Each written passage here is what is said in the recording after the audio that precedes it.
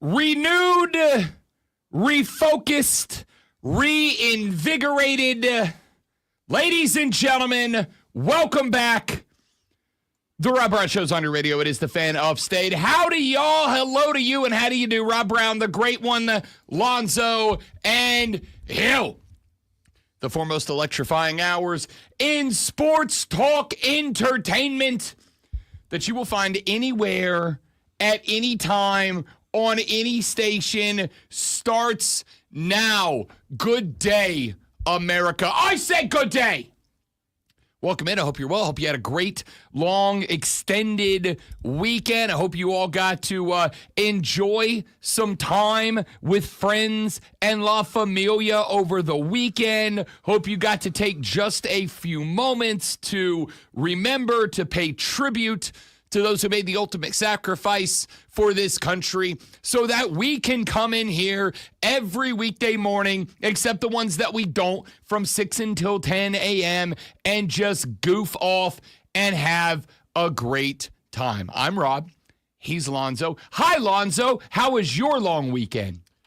I did what I normally do for a long weekend. I had a project, and I can barely move. I nearly completed the project, but not all the way. So, what was our project? Well, if you remember, earlier in the year, I took a vacation to do 3 rooms, the floors. I only got 1 done then. I got 2 done now. So you have 2 done in total, or you did 2? I've got 2 done in total now. If you combine it with the one that I did, well, I'd already shown you pictures when I redid the game room. Now I'm redoing the dining room. So got new floors in the dining room. Going to put tile down probably Wednesday. So swanky. I like it. The great one doing a little DIY. Only when necessary, not because, hey, let's change this room. It's like, no, we're having some problems. We need to take care of that. That's fair. I will say, as I sat there yesterday, barely able to move, I thought, man, it must be nice to be able to afford to have someone else do this. I wouldn't know, but I'm sure you're right. As I laid down about 2.5 tons of mulch over the past 2 weeks and still have a mound of it left to go, I think you may be right.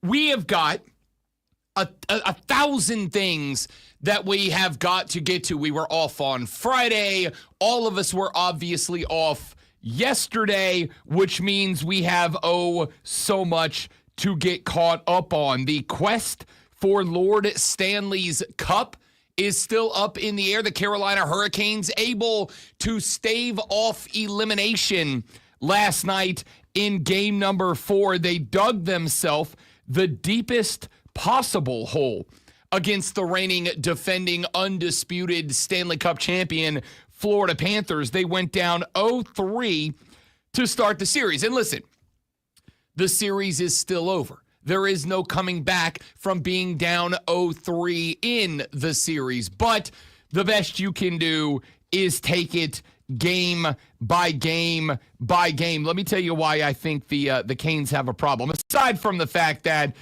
they spent 3 games figuring out that, and this is true, I've done the research, the Panthers are annoying. And I mean that in the most complimentary way. The Panthers are annoying. They annoy you. It's relentless. It's unending. They just keep being ridiculous. And as long as you keep falling for it, they're going to keep hammering you. And if you allow them to continue to get in your head, you're going to end up in a spot that there is no coming back from. And that is exactly what happened to the Carolina Hurricanes in this contest, this series against the Florida Panthers. Well, because of the fact that they dug themselves a hole and are trying to get out of it, last night's game was simply, can we survive? Last night's game was simply, can we get through this? Last night's game was very simply, is there a way for us to get ourselves out of this hole? And the answer is, of course, absolutely not. There's a reason they're the reigning, defending, undisputed. However, there is a bigger problem in play here for this team. The bigger problem in play is not just the fact that the Panthers are better, and it was always gonna take something special for this team to figure out a way by. The problem is even worse. The problem is that this team is so relaxed that despite their bully ball ways, their annoying ass ways, they're still likable. You know how I know they're still likable?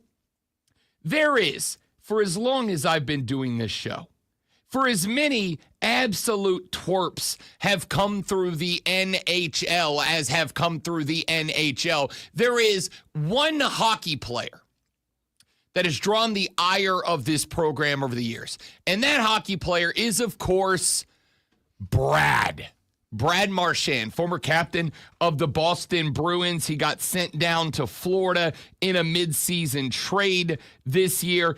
And the reason the Panthers were willing to spend the capital that it was required to go get Brad was because they built a roster to play the type of hockey that Brad plays, and only Brad plays at the level that Brad plays it. Well, during Game 3, second intermission, if you watch NHL hockey, you will know that they have the second most access to players in the game outside of only Major League Baseball, which just in the last year or two began doing live interviews with players on the field during the game. Now, NHL doesn't obviously mic up players and have them do in-game interviews. But it doesn't matter what outlet you watch or listen to. I watched and listened to a lot of hockey this weekend over the radio. I ended up on Friday, had a meeting on Friday morning that I had to attend, hence me being out on Friday, taking a personal day, had a sit-down meeting I had to attend. And then the wife got home at about 3 p.m, and she's like, you know what? We're both off on Monday. Let's go to the beach for the weekend. And I said, okay. So that meant I was obviously away from a TV from a good portion of the weekend, did a lot of sports listening on the radio, listened to the Braves against the Padres, listened to the Canes and the Panthers, listened to all the NBA games of the weekend, all on the radio. And whether you listen to the radio or watch it on TV, when NHL players come off the ice for intermissions and postgame, every outlet gets at least a player. Right? Every outlet gets a player. And that includes TNT, who during one of the intermissions got an interview with Brad. And Brad, in one interview, made Rob Brown have an internal debate because I have despised Brad for as long as this show's been running. And then in an interview, an intermission interview that I think both the Great One and I are going to appreciate, Brad let the broadcasters in on a little secret about how the boys are staying loose to drive Carolina into a 3-0 hole, and it sounded, Lonzo, like this. For you, Brad. A few days ago, an image surfaced of you and some teammates going for a Dairy Queen run on an off day in Raleigh. We got an image of you in the dressing room during the second intermission. No chance you were fueling with a blizzard here, were you? Yeah, that's a little chocolate chip cookie dough blizzard right there. There's nothing, you can't beat it. It's the best dessert in the world. So I better get lifetime free supply of Dairy Queen now. Thank you, fellas. But yeah, we had a little fun on the off day, and there's DQ right by the hotel, so we popped over, got a blizzard, enjoyed our night. Well played, Brad. Congratulations. DQ, baby. Brad and the boys. Well played, Brad. Well played, Brad. Brad and the boys, during an off day, decided to head on over to the DQ and pick up a a blizzard. Let's not get those two confused. We stopped yesterday. We were on the road back, and the wife, we pulled over to get some gas, and there was a that establishment across the street. I won't say the name specifically, not that you don't know exactly who I'm talking about, but she goes, "Hey, can we stop over and get a Blizzard?" And I said, "We absolutely can. Anything for you, love of my life, apple of my eye. If you want a Blizzard, I will move the sun, moon, and stars to make it happen." We went out of our way to head into that particular establishment, pulled up to the window. "Go ahead with your order, please." "Yes, may I have a Blizzard, please? An M&M, Flurry. I get my fast food I was joints waiting confused. for you to fix it. Yeah. May I get an M&M Flurry, please?" Sorry, sir. Ice cream machine is down. No! I'm just convinced They people lie. at that restaurant just don't want to make McFlurries. Yeah, they lie.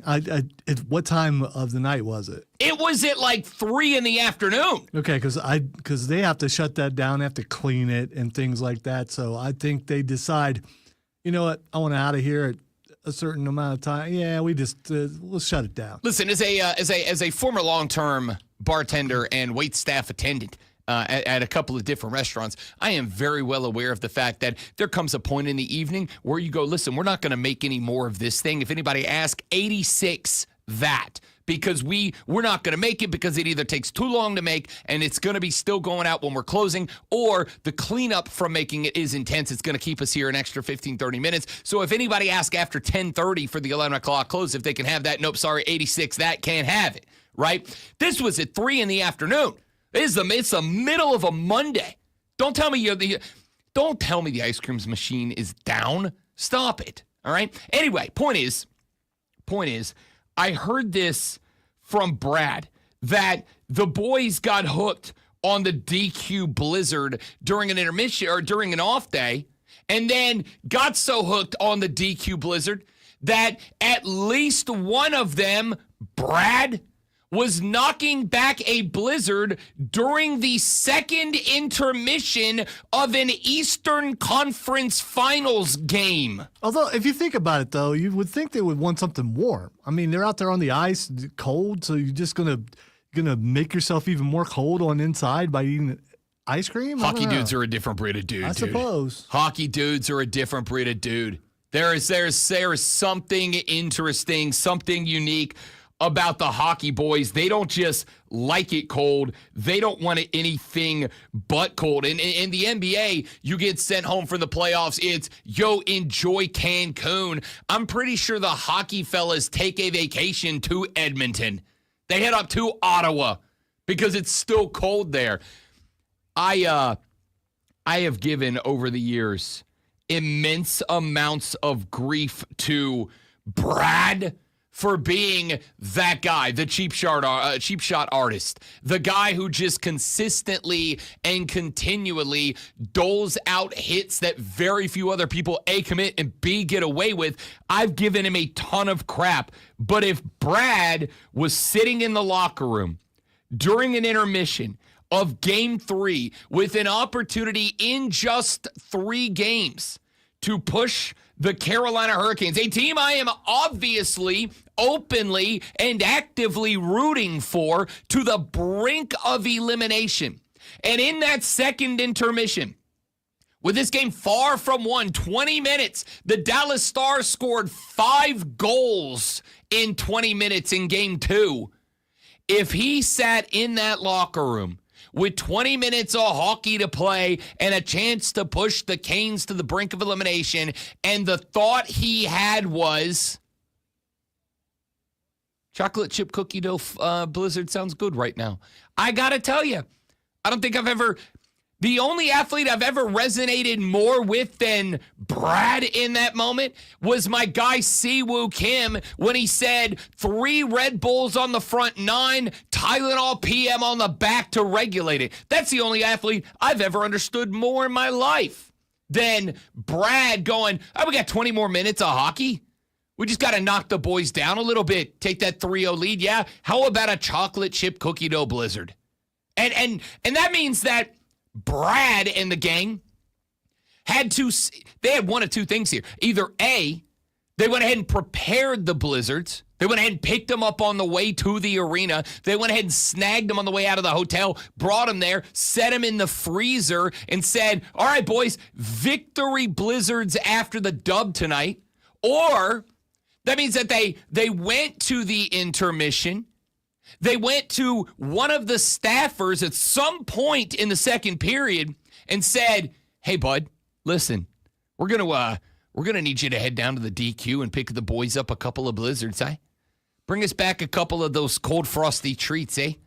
Why don't you bring us back some of those delectable, delicious blizzards from the DQ down the street, eh?" First off, DQ's never had a better advertisement campaign in their entire life, and they've had some good ones, but having Brad either get them in advance or send a staffer to go pick up a mid-game, and that also means if they got them in advance for the dub, that means by the end of the second period, they looked and they went, "Yeah, we got this in the bag. How about some ice cream, boys?" I don't know if cookie dough would be my choice, but still, each his own, I guess. I mean, listen, I'm gonna go on the Blizzard ice cream power rankings. I'm just a give me chocolate all the way through guy, right? I'm good with the cookie dough, but like put it in the give me the chocolate all the way through. But we have to agree. Chocolate chip cookie dough ranks higher than just plain ass vanilla, right? Well, you're not going to get that if you're going to Dairy Queen. I mean, I'm talking Butterfinger or Oreo or M&M's or Reese's. I mean, there's just so many other choices. So it's been a minute since I have had a DQ Blizzard. You can add the toppings on, right? Like No. I could get a chocolate chip cookie dough, but then like drop a couple of bags of M&Ms on that bad boy for me too, right? I don't think so. I have not, in fairness, and this may change. The reason why I say Brad might be the best endorsement DQ's ever had is I can't stand Brad. And yet, I found this clip this morning. Like this morning, I found this clip, and at 5:15 a.m.-ish, your boy was like, "Is the DQ open for breakfast? I could probably get on down and pick up a Blizzard before the show starts, right? Maybe Zoe and I pop the show off with the little in-game Blizzard.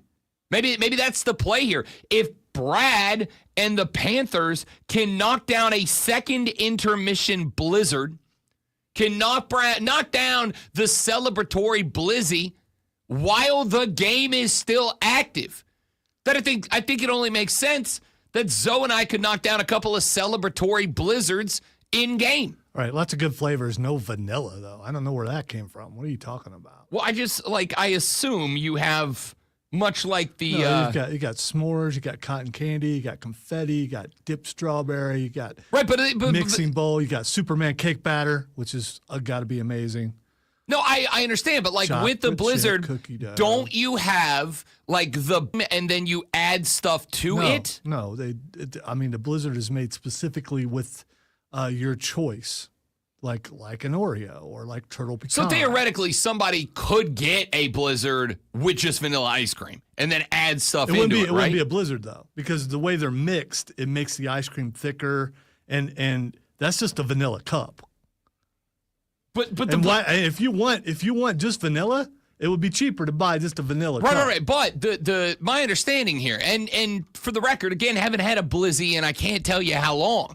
But like the understanding is, much like the McFlurry, it is the construction of the Blizzard that makes it the Blizzard, not the ingredients. It's the construction. Is in we're going to put the ice cream in the cup, we're going to throw the toppings, No, they don't then do we're going that. to put that little zzz machine on it. Yeah, it's about the toppings. It's not about the ice cream.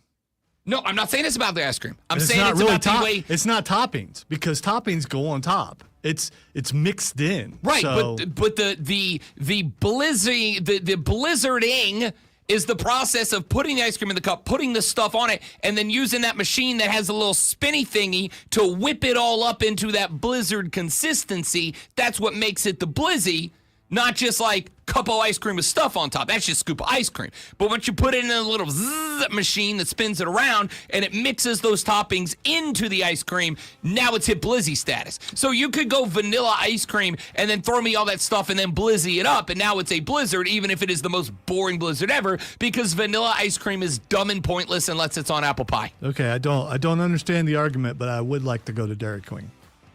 Same. All right.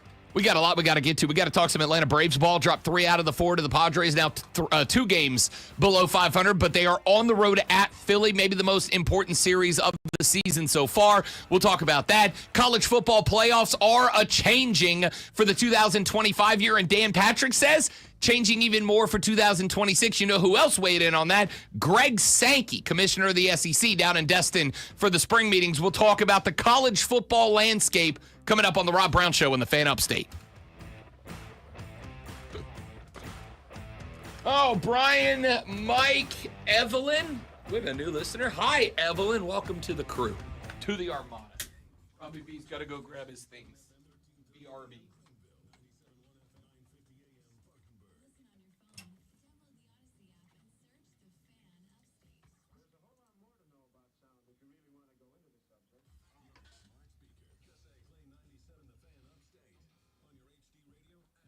Yeah, there's one on 276 in Malden. That's the only one I know of.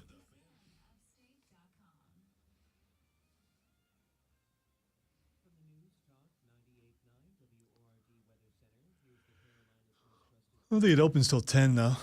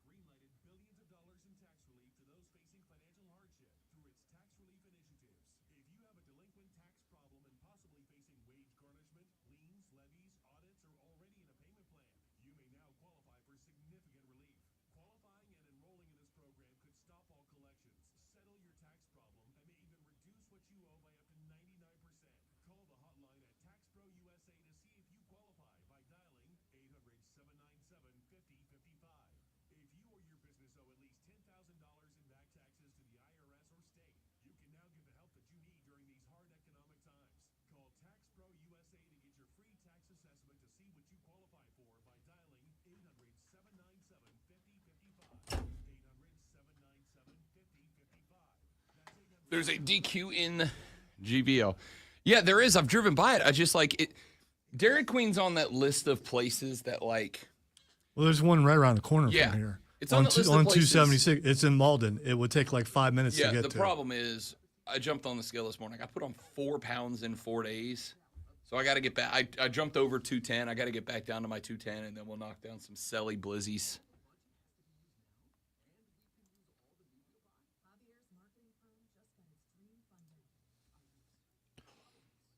Well, technically, wrestling is awesome. It's not a text.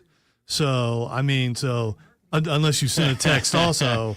I mean, that's a you know what, it's you commented on the stream. He brought it up because on Thursday. You ignoring a text, that's just so unusual. Yeah, no, I know. On Thursday on Wire to Wire, somebody texted Colin Diesel that Rob Brown ignores text, and they put me on trial. So I called into the show to defend myself. And then it turned into an absolute slugfest between listeners saying Rob lies about reading text and others texters saying, maybe have you considered your texts just aren't good enough to justify being read? Yeah, And that's the thing. Just because you send a text doesn't mean it's good. And you know, it is our job to judge whether it's good or not. So I'm not saying that wrestling is awesome, but some other people, maybe they just not very good at texting. And mostly because it's all positive about me and Rob's not going to read it.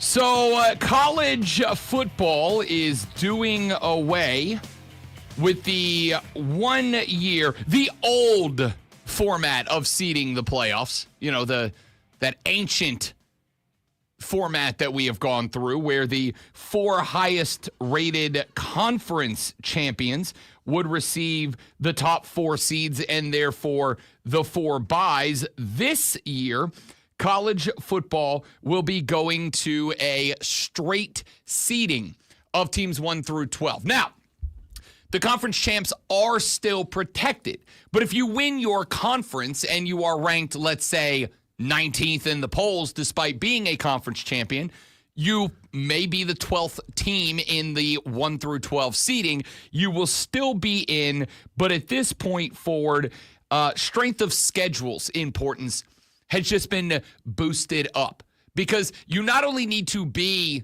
a conference champ if you can, but in the one-off that you go 12-0 in the regular season, but you lose your conference championship game, you could still theoretically, depending on how the cards fall, how everything shakes up, you could still theoretically be one of the top 4 teams.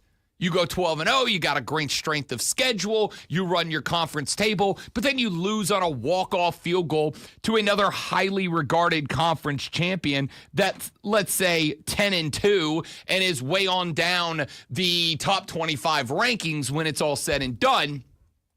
You could still theoretically end up being a top 4 team, get one of those top 4 seeds, and get one of the byes in the college football playoffs. I don't care. Okay, like, good, I guess. I mean, at the end of the day, the goal has always been, and we had this discussion on the show Thursday before we were off for a long weekend. We had Chris, I believe, call the show and bring up the argument of the 12 best teams versus the 12 most deserving teams. I have made the argument that it is a semantics argument, obviously, because some of us feel like the best 12 teams are the most deserving teams. And some of us feel that most deserving could mean a lot of things. A team could be 10-2, but have played 6 playoff teams and have an argument that despite being 10-2 or 9-3 are still a better team than a team that went 11-1 or 12-0, but didn't play nobody, Paul. So I mean, I guess this is kind of one of those things that I would chalk it up to. And I don't necessarily think that this is a way that I love running things, but I do, despite the fact that I don't love running things this way. Also recognize that sometimes you just got to try it. Sometimes you just got to do it. I don't know that we are going to be able to say that this is a success or failure.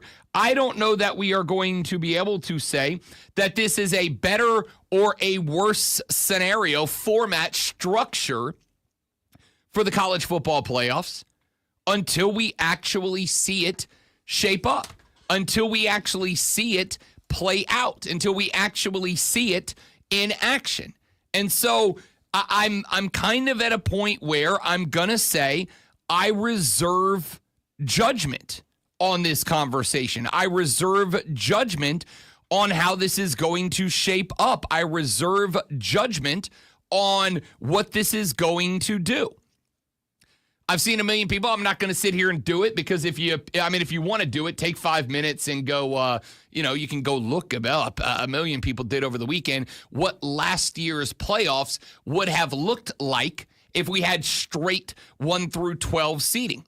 So I won't get into it because, again, 1,000 other people did it this weekend. This is my first day back on the air since this announcement came down. I am just going to say, maybe this is lazy.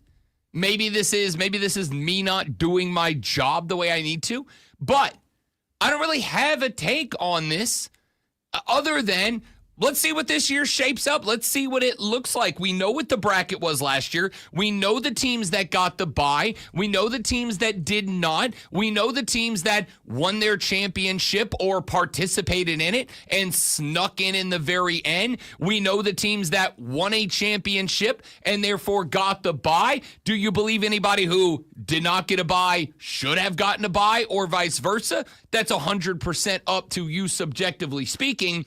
We will find out if this straight seeding formula works at the end of this year when we see what the final rankings are. This when we is see, fan service is all it is. It's not really changing that much. It's just rearranging a little bit. Maybe it changes a couple matchups. In the end, the best is going to win out.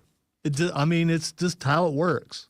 I would push back on only one aspect of that answer, which is this is fan service.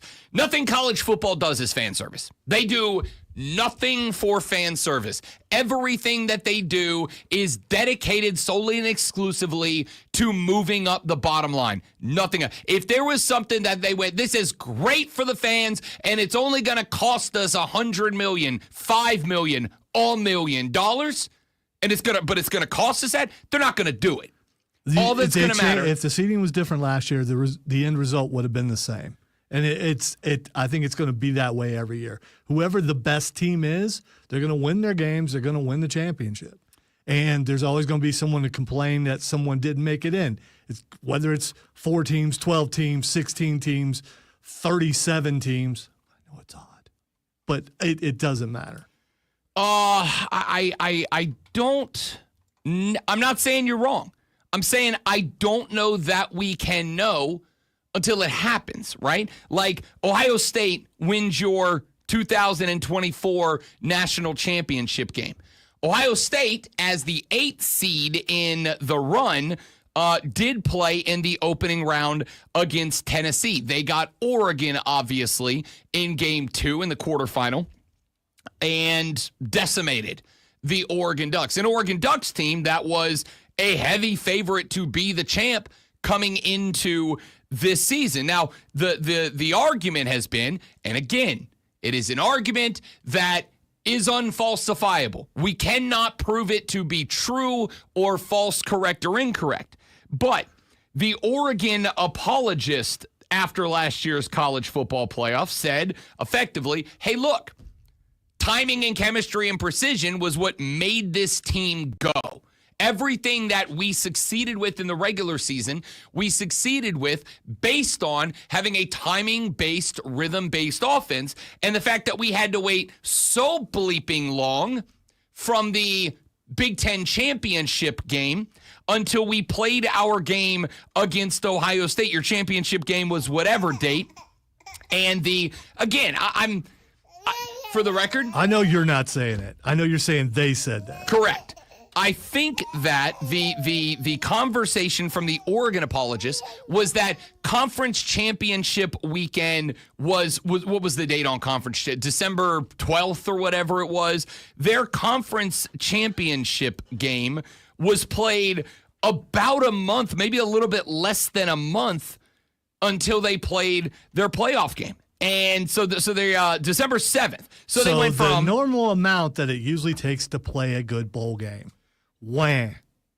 Nobody gives a damn about normal bowl games. This isn't a normal bowl game. You're missing the point. No. If they were playing a normal bowl game, they'd have to wait that long. Right, but nobody cares about that. Quick, who won the Independence Bowl? Who won the Sugar Bowl? I think you're missing. What's the Sugar Bowl? I think you're missing. No. I'm not. What I'm saying is they would you have had are to wait. comparing. They would have had to wait the same amount of time. Right, but you are comparing apples to orange bowls. No. You are comparing a not. game that in the history of a school is irrelevant to a playoff game where a national championship because it ticket is means on the more. line. They should have to play. They should get to play sooner. No. The argument that I was going to make was Oregon, a team that was based on timing and chemistry and rhythm. That's just a fact. That's what a West Coast passing offense is. Did not have a game before Ohio State, whereas Ohio State played the weekend before that and got an opportunity to kind of get back up to game speed. I'm not saying I agree with the take. I'm saying that is what the Oregon Duck apologists say.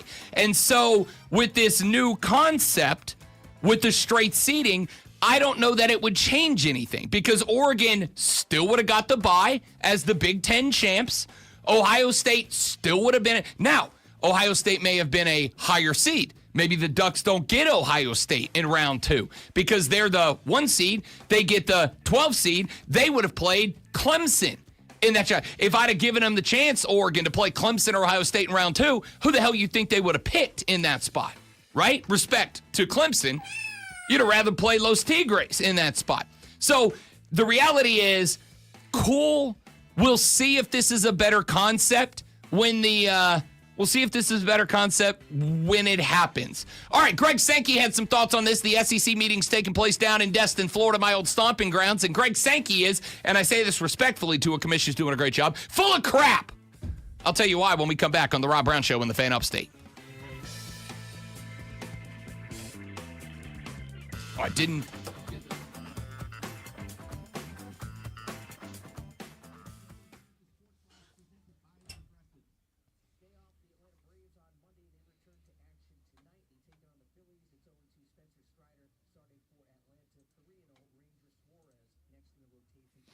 Anybody take Focus Factor? I wonder if it would work.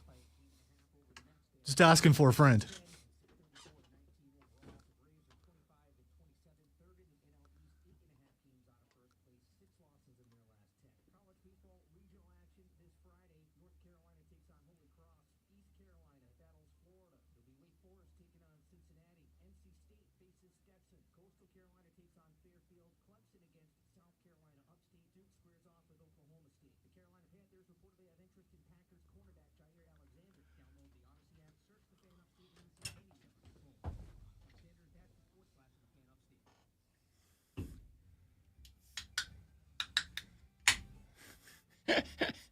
Kenny, that is a successful strategy.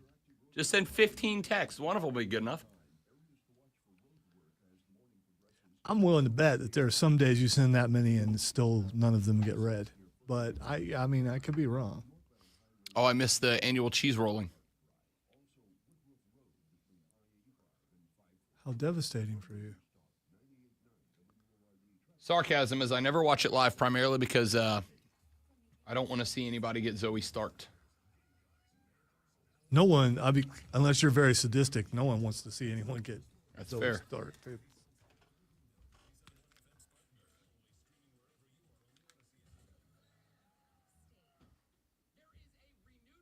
Yeah, I forgot the move stuff, which I realized I forgot the move stuff, which is going to make the chapter thing look all stupid, but.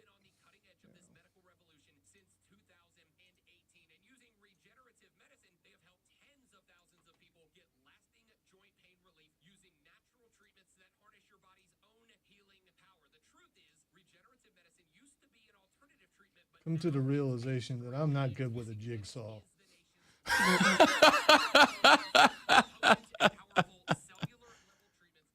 Especially on. What made you realize this? Well, trying to cut out. Well, obviously trying to jigsaw something. Trying to cut out a vent.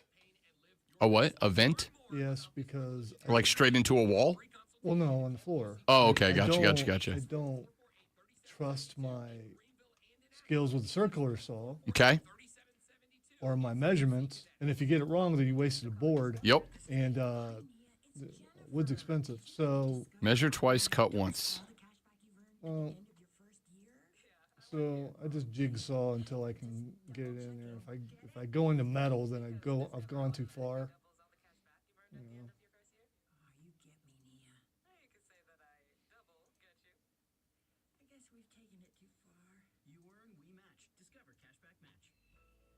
Mobility no longer a thing for me. So, yeah, it's. We sat on Friday. Nope, sorry. On Saturday, we went to the beach. And the wife loves nothing more than going out into the shallow water and shell hunting. I love nothing more than sitting on the beach in the sand with a gallon of Bahama Mamas and enjoying the sunshine. I sat in the sand for probably 3 hours before I was like, all right, I guess I got to get up and go in the water and pee. And it took me a minute to get up off the sand, bro. Oh, man, I had to. I was making all the old man noises. People in positions of power and authority, especially those who profit off of that power and authority, and this is true of every institution, lie. They lie. They lie all the time. And they lie because once someone is given power and authority, most of them are hesitant to give it back. This is why and I'm going to go old guy on you here for a second. This is why the decision of one George Washington to cede the presidency after 2 terms began a long and very important tradition of presidents not staying around for 3rd and 4th and 5th. And obviously, we have had some that have gone in different directions, but the fear after the American Revolution, when George Washington was elected president, got a 2nd term, when he walked away, was there were those in Congress who wanted to make presidency a lifetime office, like a Supreme Court justice. Once you're in till you die. Then we pick the next guy. But that sounded remarkably like having a king, which was a thing that we had just kind of fought a whole ass war over. That is why that is such a standout and go-to example, because most people, when they are given a position of power and authority, do not relinquish that power and authority, and certainly do not do that when they are able to profit off of that power and authority. Now, in the case of the commissioner of the Southeastern Conference, Greg Sankey, I want to be very clear. I don't fault him. I get it. If I was the commissioner of the most powerful and important conference in college athletics, by the way, 13 Southeastern Conference teams made it into the college baseball national championship bracket. We'll talk some college ball later on in the show and throughout the week as regionals set for this weekend, including the Clemson Tigers, who will be hosting a regional, but will need a couple of results to go their way in other regionals if they are to host a super regional. We'll talk about that later. Point here is, it's the most powerful and important conference in college sports right now. So Greg Sankey, the commissioner of said conference, is down in Destin, Florida, my old stomping ground. I used to broadcast from a studio in Destin Commons, and SEC spring meetings were a huge week for me back in the day. They still are now, obviously, but probably even more so. Back then, I'd roll on down the road to the Hilton where they were having this event, and I'd go in and I'd talk to people. I'm obviously not there now, but the decisions and the conversations that are taking place at the SEC spring meeting in Destin, Florida, are as impactful, scratch that, are more impactful than ever before. So Greg Sankey, the commissioner of the Southeastern Conference, was doing a media availability period over the weekend. And just a few hours after it was announced that college football would be moving in 2025, that is, if you check your calendar, this year. Just hours after it was announced that college football would be moving to a straight seeding for its playoffs, meaning the four highest ranked conference champions are still in, but they are no longer guaranteed the top 4 spots. Now it is going to be the 12 highest ranked teams seeded 1 through 12, with space on the tail end of that reserved for any conference champions who are not inside the top 12 at the end of the season. Greg Sankey was asked, what is the SEC's stance on the college football playoff format moving forward? What do you think the conference is going to be in favor of? And they even went so far as to ask Greg if he was in favor of the 4-4-2-2-1-3 model. That is the model which gives 4 automatic qualifiers to the SEC, 4 to the Big Ten, 2 to the ACC, 2 to the Big 12, 1 to the G5, and has 3 at-large spaces. And Greg said that the Southeastern Conference has not thrown its weight behind any one particular format as of yet. Says that they have had the conversation. They will have more conversations this week. He said, quote, we'll see how that conversation manifests itself this week, and we'll look a little bit more deeply at different ideas, which will put me at some point in a better position to answer those questions, end quote. Now, there is not a fiber of my being. There is not a cell in my body that believes for a second that Greg Sankey and the SEC don't automatically prefer the playoff format that guarantees them 4 automatic qualifiers unless they think they can get more. That's it. Unless they think they can get more. They're obviously going to be in favor of an AQ field that guarantees that a quarter, if not more, of the playoff field is composed of the SEC, especially considering the amount in tens of millions of dollars that go into the coffers for every team that you have in the first place, the more millions that you get for every team that moves on to round 2, on to round 3, plays in the national championship, and then wins the national championship. Of course, the SEC is going to be in favor of a format that gives them more. Because, again, and I don't fault Greg for this, who in the world would vote for a system that gives you less? I mean, there are people who do it and don't realize they're doing it. That's a different discussion for a different day. But, yeah, they're going to go with the one that... So let me get this right. We go to a 16-team playoff, and you want to hand me a system where my guys are guaranteed, no matter what the results on the field are, guaranteed a quarter of the spots are guaranteed to me. Doesn't matter if the third best team in our conference is 6-6, they are guaranteed a spot?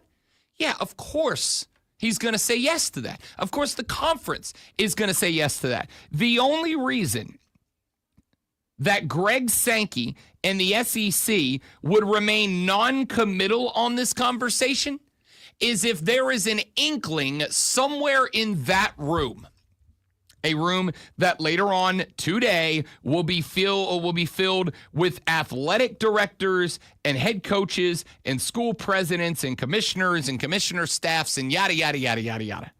If there are people in that room who genuinely, honestly feel like there is a pitch to be made that says, yeah, the 4-4-2-2-1-3 model's great, but hear us out. What if we go to a 5-5-2-2-1-1 model? What if you upped it from 4 SEC and Big Ten teams to 5? Because, hey, we're the SEC. It just means more. You've seen our commercials. It just means more. There's a lady walking on a beach in our commercial, and she says it just means more. So if it just means more, shouldn't we get more spots? Shouldn't we get more spots? If there is a push, and again, I don't fault Greg Sankey because I do the same thing.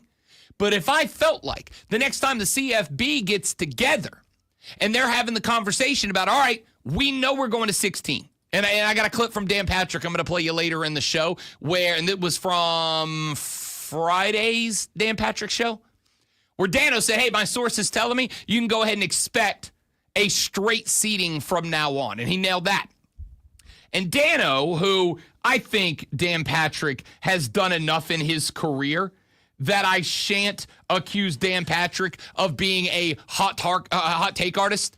I shan't accuse Dan Patrick of being a bleep stirrer. I shan't accuse him because I don't think he has to anymore. I think he's been in the game long enough. Patrick says that his source has already told him that a 16-team playoff is happening in 2026. So enjoy your last year of the 12 team. Enjoy last 4 teams that are going to get a bye in the playoff format. Starting next year, there will be no byes. You will have 16 teams that are in.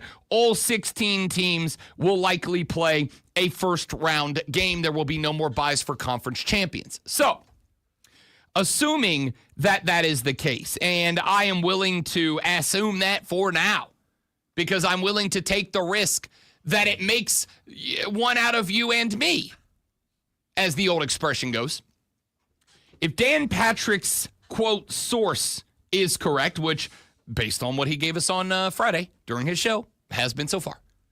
If Dan Patrick's source is correct, and we do go to a 16-team playoff next year, I would not be shocked if we find out, and perhaps it is at the end of the SEC spring meetings here in about 4 days. Perhaps it is after the SEC media days that are set to take place a couple of months from now in Atlanta, Georgia. We are working on being there. We are working on getting over to the ATL to cover SEC Media Days live. We will be up in Charlotte, North Carolina for ACC Media Days, and we are now working, kicking the tires to get us over to SEC Media Days as well.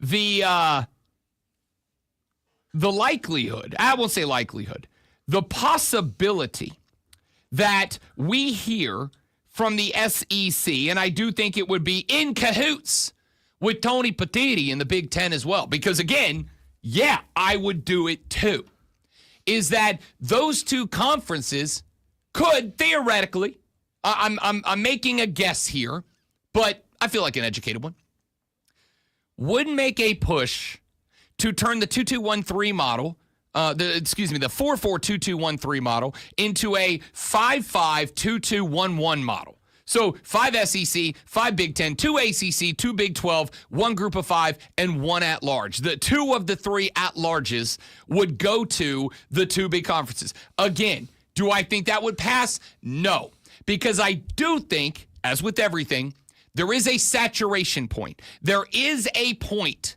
where, and I don't know where that point is because I don't think we've ever hit it, but there is a saturation point somewhere where I think college football fans who are not members of the SEC, who are not members of the Big Ten, would look and go, this is pointless. Scratch that, over half of the field is made from 2 conferences. Everybody else, here's your table scraps. Everybody else. ACC, you get 2 and compete for a third. Big 12, you get 2, compete for a third. Group of 5, you get 1, compete for a second. Everybody else in football, period, gets to compete for 1. Table scraps compared to the big dogs. Again, the big dogs are going to and should push for as much as they can get. That's how you get to be the big dog. You eat more, right?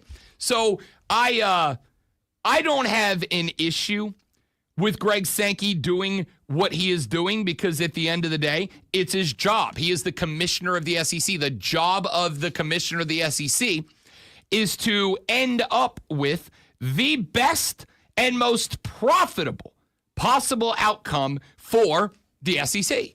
So I wouldn't be shocked to see him pushing for even more, pushing for a 5th automatic qualifier from his conference.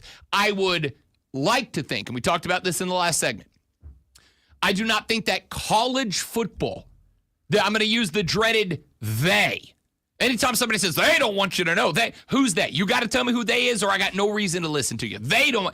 I will use the dreaded they here. College football, the College Football Playoff Committee, the conference commissioners, they are never going to do anything that is for the betterment of the fan. If it makes the fans' life better and it makes them more money, then they'll do it. And they will absolutely dress that thing up as, well, we're doing it for you, the fans. No, they're not. They're doing it because they can get more of you, the fans' money. But I do think there is a saturation point where everybody who's not SEC fans and not Big Ten fans will look at the structure and go, that's too much. What's the point? What's the point? 28 teams get to compete for north of half of the playoff field, and the other 120 teams combined are competing for 6? How's that work? How's that make sense? What's the reason for me to stay tuned in and invested to this? Other than I just like football, there's really not one. That being said, I don't believe for a second Greg Sankey when he says, oh, the SEC isn't committed to a format yet. We got to have the discussion. We're not committed to a format. I think they are. The 4-4-2-2-1-1-1, whatever it is. That works great for them. I think it's more along the lines of we don't want to commit to anything because if we commit to something now, we can't ask for more later. and we want to make sure it's on the table that we can ask for more later. All right, we'll check back in on this discussion later on in the show. Next hour of the show, we have got your water cooler cheat sheet, top 3 sports stories you need to know. We'll get back into the college football discussion, look at the NHL and NBA Stanley Cup playoffs, and more. All of that after Lonzo hands you, if this Sports Flash was a 7-game series, Lonzo'd sweep it right now. Maybe the gentleman's sweep because, I'm nice. He's a gracious winner. The Carolina Hurricanes staved off elimination with a 3-0 win over the Florida Panthers last night. The defense was the highlight, allowing just 20 shots, all of them stopped by Frederick Anderson. Carolina is in the hole 3-1 and will try to continue the series at home tomorrow night. The Oklahoma City Thunder are 1 win away from an NBA Finals appearance after a 128-126 win over Minnesota last night. Shai Gilgeous-Alexander scored 40 and Jalen Williams had 34. And now the Thunder are up 3-1 with Game 5 tomorrow night in OKC. The Atlanta Braves will open a 3-game divisional set against Philadelphia on the road this evening. Atlanta dropped 3 of 4 against the Padres to move them to 2 games back of 500. Spencer Strider is expected to get the nod today against Ranger Suarez. Hour number 2 of the Rob Brown Show is next.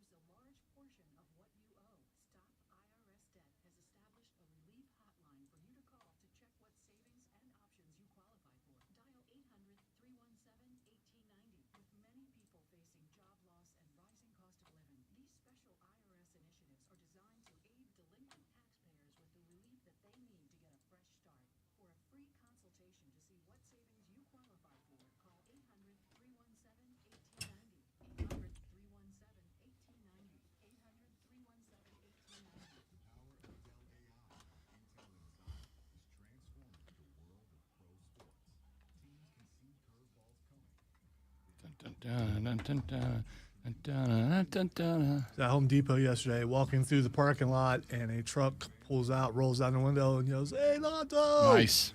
And they said something else afterwards. I didn't catch what it was. And Silver's like, "Do you know them?" I was like, "No, they're just listeners. Great listeners, by the way." And she's like, "Do you think they know who I am?" And I was like, "Of course they know who you are. I talk about you all the time." "And what do you say about me?" "How awesome you are." She's like, How awesome you "When are. am I going to get old enough where I can go to work with you?" It's like, "Not till 18. It's child labor laws, kid.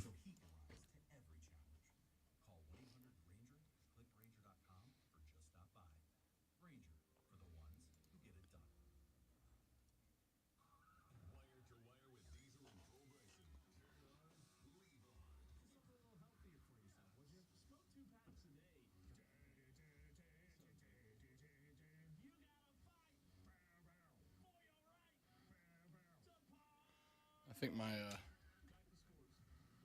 job is safe as backup vocalist for my own band.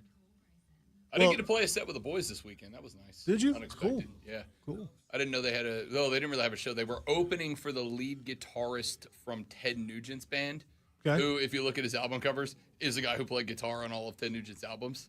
And so they played a 1-hour set, and Courtney and I found out about it on the drive down. I was like, well, let's just go hang out. Like, it's at my beach bar. Let's go. So I went, and they called me up on stage for about half an hour. It was nice to scratch that itch a little bit. But it was also the first realization that I had that I'm like, I'm not a band anymore. Like, I'm a guest spot guy now, which is cool. Like, it's cool to have that. It's what happens when you don't live in the same I state. know. And, It just and you have 37 jobs and are unavailable. I know, because they've invited me down like 3 or 4 times this year, and it's on weekends. I just can't go because I got too much to do. So I get it.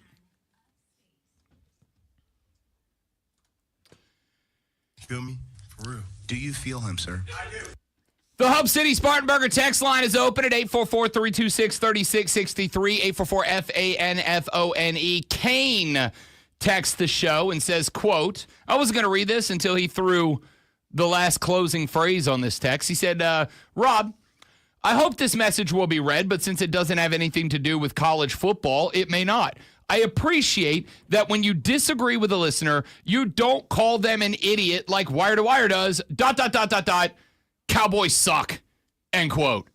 You know, Kane and I have agreed on a lot. We've disagreed on a lot. The Cowboys thing is the thing that got that. Yeah, for sure. I wasn't going to read it. All right. Because, you know, as much as I do not think that Kerosene and Cole Bryan would care if I read that text. I don't think they would care at all.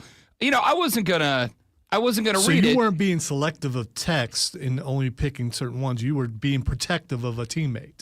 Correct. Okay, because all right. Here's what I don't want. What I don't want is anybody who maybe has not had the opportunity to turn in to our outstanding afternoon drive show, Wire to Wire, with Cole Bryan and Kerosene, a.k.a. Cole Bryson and Diesel, and get any they're sort. good kids. They are. They're good kids. And get any sort of presupposition that they're like, you know, jerks to their listeners or anything, because they're not. You know, I think sometimes when they disagree, they can be harsh about it. But hey, it's sports talk radio, as one very famous host advertisement says. Have a take, don't suck. Right? And sometimes your take sucks. Sometimes my takes suck. And you're going to get run for them, as the expression goes. I wasn't going to read that because what I don't want to do is have anybody who is yet to have the opportunity to tune in to that outstanding afternoon programming with any sort of presupposition about the two young men that hosted that is my fault. I don't want that. But then Kane figured out the secret sauce to getting your text read on the air, which is just throw a Cowboys suck on the end of it. I'm probably going to read it at that point.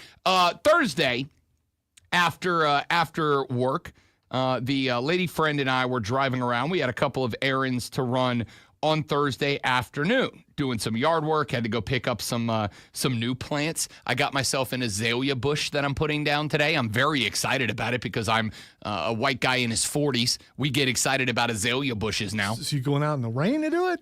Yeah, because it's been in a planter since Thursday. Like, I gotta get it in the ground. Okay. Right. And I'm excited. Like, I know azalea blooming season has come and gone, but I want it in the ground so it can grow and be ready to bloom next year. I'm hoping next year I'll have a row of azalea bushes. The fact that you know when azalea blooming It's the Masters. season is. It's the Masters. Okay. You just base it around the Masters. All right. There are some plants I know. I know peppers grow over the summer. They're ready to harvest in the early fall. That's chili season. And azalea bushes grow around or flower around the Masters. It's just things you learn.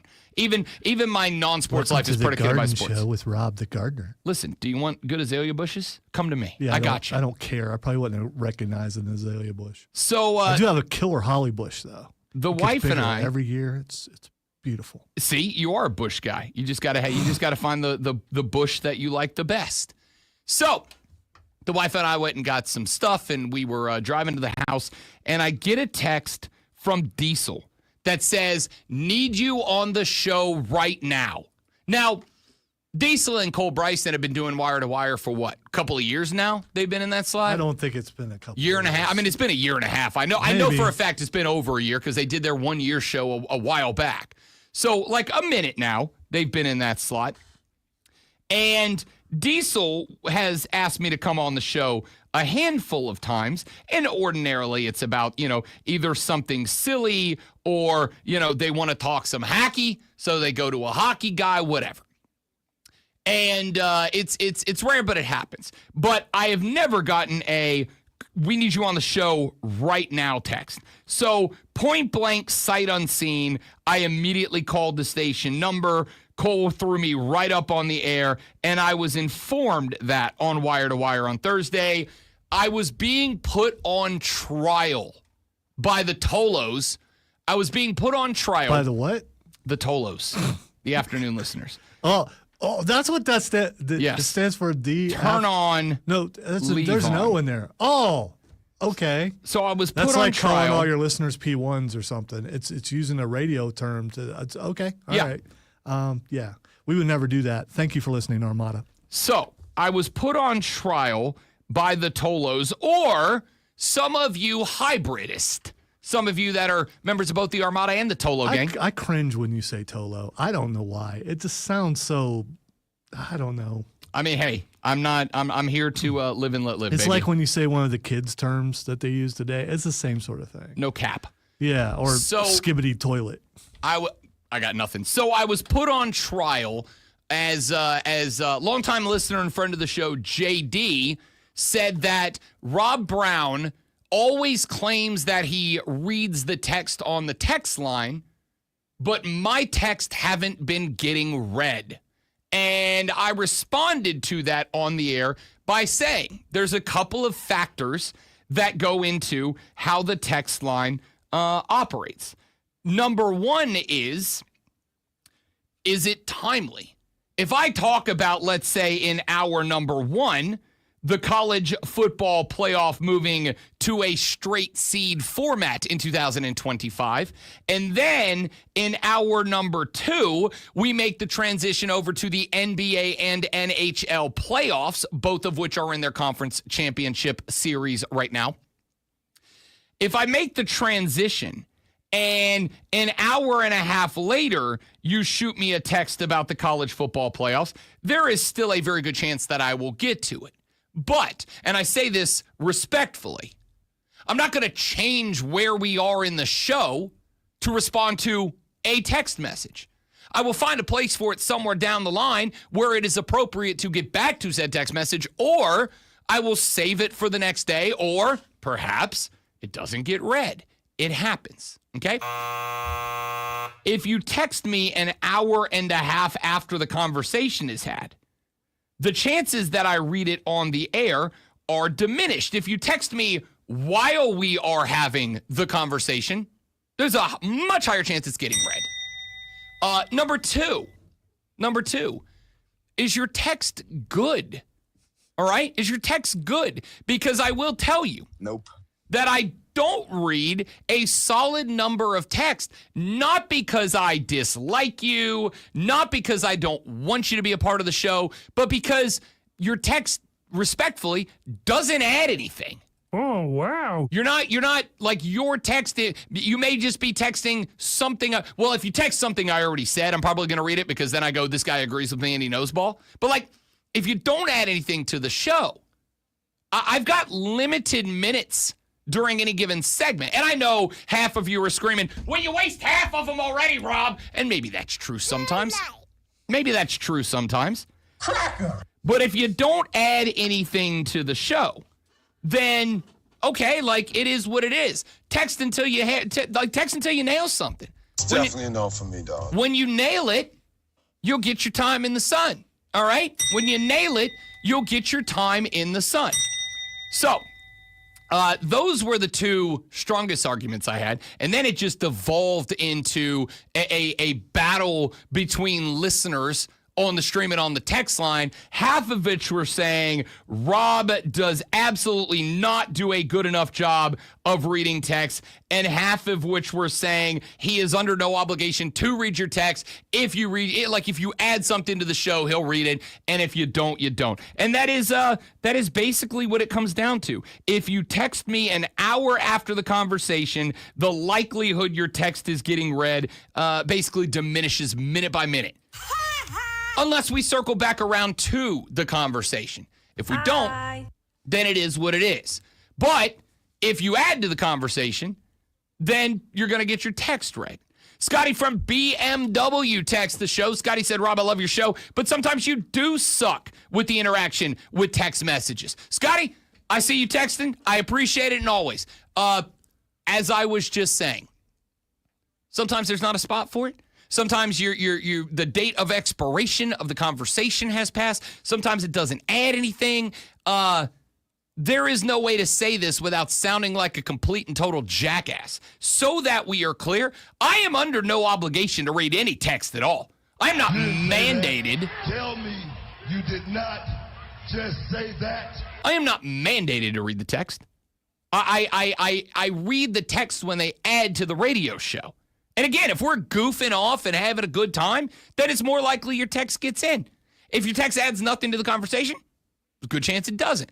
Like, bring good stuff. Bring good stuff. That's all I'm asking. If you want your stuff on the air, bring good stuff and it'll get there. And I might add, just because I like hearing my voice, stop saying positive things about me because Rob's not going to read them. But I do appreciate it. I do look at them and I want to say thank you. There you go. They don't get read on the air because, it's positive about me. And Rob hates me, obviously. Obviously. Just like he hates you, which is why he doesn't read your Correct. texts. Unlike that show in the afternoon where they love everybody and they read everyone's texts equally because that's the kind of show they are. I found it takes less effort to hate everybody. If you're selective about your hate, you got to work at it. If you just hate everybody, it's easy. That's a good point. But there's also the opposite. If you love everybody, that's also easy. Scotty retexts the show and said, so you're the most subjective interactive talk show in the upstate. I would like to be clear. I have never, that I'm aware of, I have never once claimed to be the most interactive talk show. Now, I claim that you have the most ways of interacting with the show because we have the text line, we have the call-in line, we have the stream, we have Twitter, I have Instagram, I have TikTok, for God's sake. Like, there are more ways to be interactive with the show, I think, or at least as many as is possible of anybody in the upstate, anybody nationally. We have as many ways to get in touch with the show. But I don't believe I've ever said I am the most interactive show. I wouldn't make that claim because there are shows, and I know this for a fact. There was an arbiter who used to say that a bunch, and maybe there's some confusion about that. I have never made that claim. I'm sure he's running the most interactive show in Detroit right now. I'm sure. Wait, you don't have okay, on Saturdays. I have never made that claim. I would never make that claim because I happen to know for a fact there are some shows, not for me, and that's okay, but there are some shows that are 100% caller and listener dictated and driven. Like, if they don't get a text or a phone call, they won't know what to talk about on the radio that day. And to me, respectfully, that's lazy radio. That means you don't really love sports. That just means you're just here to do the job. I'm not here to do the job. I'm here to kick ass at the job. So, for every hour of on air, you're getting an hour of prep that goes into it. For every hour on air, you are getting an hour of reading articles, following beat reporters, checking in on what's happening. I do my best. I'm not saying I'm always right, but I do my best to at least be knowledgeable, even if it leads to a bad take. So if you're going to participate in the show, I hope you're going to do the same. I'm not saying you got to spend as much time as I do. I'm just saying if you text and you're not adding to the show, it kind of is what it is. It just is what it is. By the way, don't panic. You said you're not always right, and I just gave you a look. It was no, just I know. trying I to be ignored funny. No. You thought for a second, what am I? Is something wrong? Oh yeah, no, I absolutely did. But then I realized what you were giving me a look for, and I ignored it so that I didn't laugh at myself. Scotty says, "Rob, I love the show host, man. I love you as a host, man. I just had to add some hate. I honestly think you're the next guy to bounce and go national. You kick ass, bro." Scotty from BMW. Thank you, Scotty. I appreciate that. Somebody's gonna have to pay me good money to get me up out of here. I've made that clear from the beginning. Somebody has got to pay me good money because I love it here. You want me up out of here, it's going to cost you. It really is that simple. All right, let's do this. I had to respond to that. I mean, I'm not going to say I didn't plan to. I absolutely did plan to. I was a topic of conversation for 15 minutes on that show. Of course I was going to respond to it. So when we come back. Wow. I mean, I guess it's cross promotion, but I mean, why are you in their heads? Oh, I'm not. It was a response All right. to a listener complaint about me. So consider that complaint. Also, the thing where you were trying to be a teammate and not mention they don't care about the teammate thing. Hey, man. That's what it seems like. I'm just saying. I don't know. For the brand, baby. For the brand. All right. When we come back, water cooler cheat sheet. Couple minutes late. That's okay. We're going to get to a top 3 sports stories that you need to know. The Atlanta Braves staring down the 3 most important games that they will play in the first half of I'm not going to say all season, but the 3 most important games they will play in the first half of the season start tonight on the road. I'll tell you about those. That is an item on the cheat sheet. We'll go back to the conversation about Greg Sankey because I think he is full of crap. And I respect him for being full of crap, but full of crap nonetheless. We'll talk about that and check in on the NBA and NHL's Cup playoffs coming up next in the water cooler cheat sheet on the Rob Brown Show in the Fan Upstate.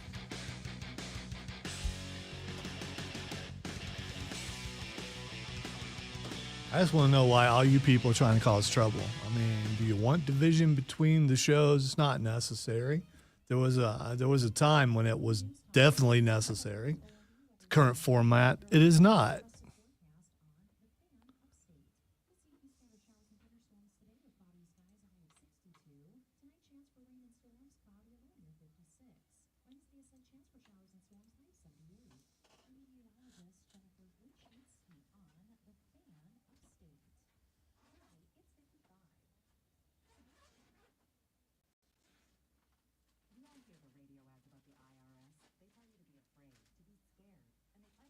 Be afraid. Be scared.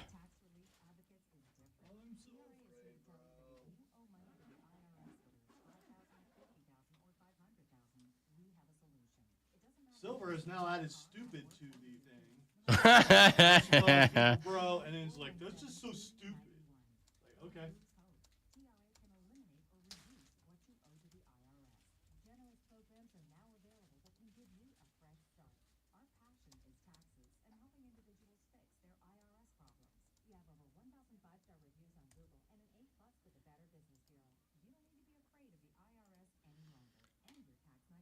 Oh, all love Tuesday. It is all love up in here, man. This is a show that's all about free love, baby. All you need. Dun, dun, dun, dun, dun. All you need is love, love. Love is all you need.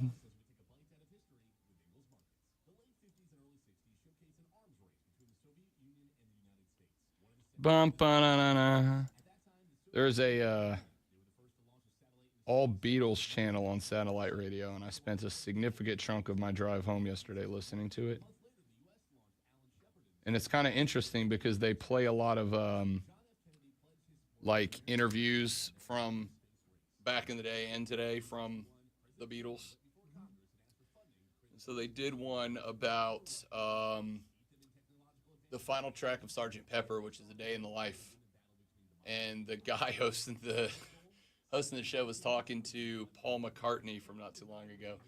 And he's like, this is one of the most discussed and debated of all the Beatles songs as far as like what it actually means and what you guys are actually talking about. Can you kind of clue us in on like where you guys came up with the ideas and the thought that went into writing this song so people can maybe kind of have a better idea?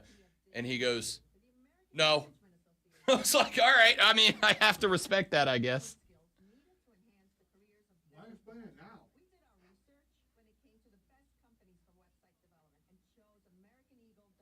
I don't know if he's ever actually gone into further detail, but that guy just played that clip, and it was hilarious. A debate is a discussion about something, which means that people are still talking about it. Why put that to rest? People still argue about it. It's one of those things where it's like, okay, it's been 60 years, Paul. I think you can clue us in now. And he's like, nah, y'all are good. You'll be all right.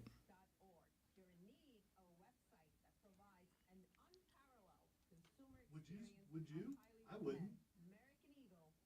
I definitely, if people were not sure, I'd leave them uncertain. I mean, as long as he's still making money off of royalties from it. Because when the guy introed the song a couple minutes before that, he said that as part of the setup for the music. He's like, Coming up next, we've got the final track on Sgt. Pepper, A Day in the Life. This is one of the most discussed and debated, and, it could refer to this war or that economic crash or blah, blah, blah, blah, blah. And nobody really seems to know. We'll talk with Paul McCartney about it coming up in a few minutes. And I was like, well, now I'm going to re-listen to that song and, dive into the meeting. As if one listen in the car 7 hours into a 9-hour road trip was going to have me go, I figured out the Beatles, man. I figured out the Beatles, man.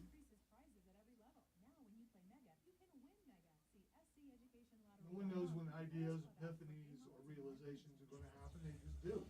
So maybe you would. I figured it out.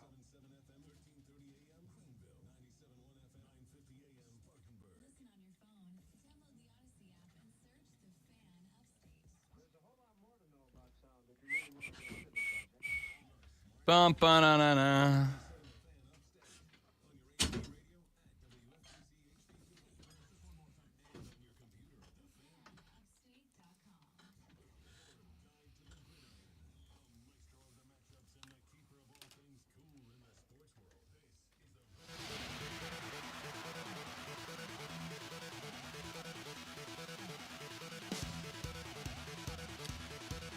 It is 7:20 in the AM portion of the day. Less than 40 minutes separate you from the beginning of your work day. Less than 40 minutes separate you from sitting in that relatively uncomfortable chair you've asked to have replaced multiple times and it still hasn't happened. From you punching in that annoying timekeeper software that everybody at the office seems to hate except the one person who makes you all do it. Respond to those passive-aggressive emails that you ignored all weekend long. And then the best part of your day, you're going to stand up.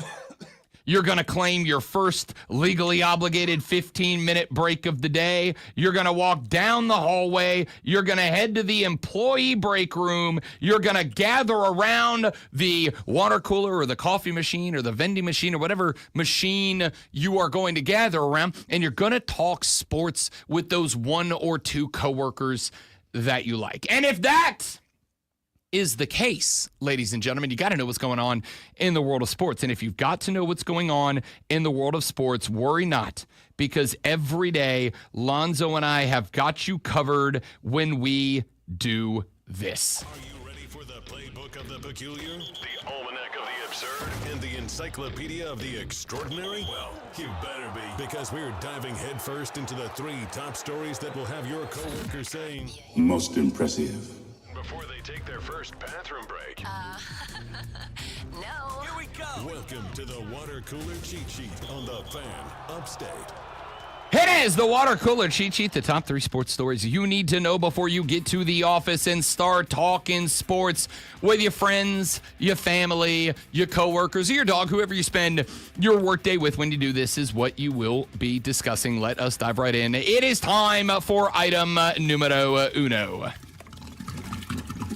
Quick check-in on the NBA and NHL playoffs last night. The Oklahoma City Thunder took a 3-1 lead over the Minnesota Timberwolves in the NBA's Western Conference Finals with a 128-126 win. Shai Gilgeous-Alexander, just days after being named, fairly or not, the NBA's MVP, had another MVP caliber performance, turning in 40 points, 10 assists, and 9 boards, 13 of 30 from the floor, 2 of 7 from behind the stripe. You also got Jalen Williams adding 34, and Chet Holmgren, who was the MVP of this individual game down the stretch, 21.7 boards, an assist, and a steal, 9 of 14 from the floor. The Thunder shot 50.5% from the floor, 43% from range. It was not a bad night for the Minnesota Timberwolves. They shot over 51% from the floor and 44% from behind the arc. But when it came down to it, this was a game that Oklahoma City won the way that we all thought Oklahoma City was going to have to win games if they made it to this stage of the NBA playoffs. That is by just outpacing the other squad, getting more field goal attempts in, getting more shots off, 95 of them for Oklahoma City to 84 of them for the Minnesota Timberwolves. You don't want to think that a game was won by defense when a game's final score is 128-126, and that game came down to the final 2 possessions of the game. But this one was. This one was won by the not great defense by any stretch of the imagination, but let's not pretend that they're not playing an NBA conference finals caliber team in Minnesota. The OKC defense just came up with enough turnovers to get it done. 21 of them in this contest compared to just 14 for the Thunder. They are up 3-1. Game 5 is tomorrow back in the OKC with the Thunder on the verge of eliminating the Minnesota Timberwolves. Over to Lord Stanley's Cup we go. Speaking of verge of elimination, the Carolina Hurricanes entered last night's Game 4 in Florida on said verge of elimination. They trailed the Florida Panthers, the reigning, defending, undisputed Stanley Cup champions, 3-0.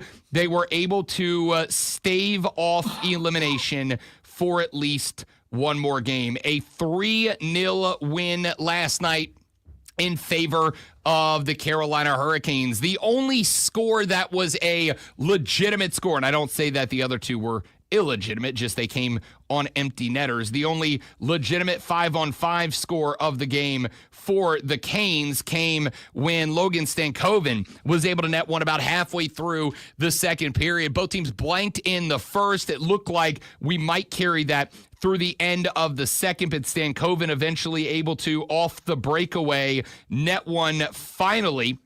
It looked like there was going to be a second on a power play, on a Carolina power play, but after a review, it was determined to be offside, so that goal was yanked off the board. We entered the third period with Carolina nursing a 1-0 lead. Dallas would pull their keeper with about 3 minutes left to play. Sebastian Aho would get the Svechnikov and Jarvis helpers to make it 2-0. Jordan Stahl would take a breakaway from Brent Burns and find the empty netter with less than 2 minutes to play. 3-0 is your final scoreline. Carolina staves off elimination. Game 5 back in Raleigh is going to take place tomorrow night. We will keep you up to date on that series as it breaks down. Let's go to item number 2.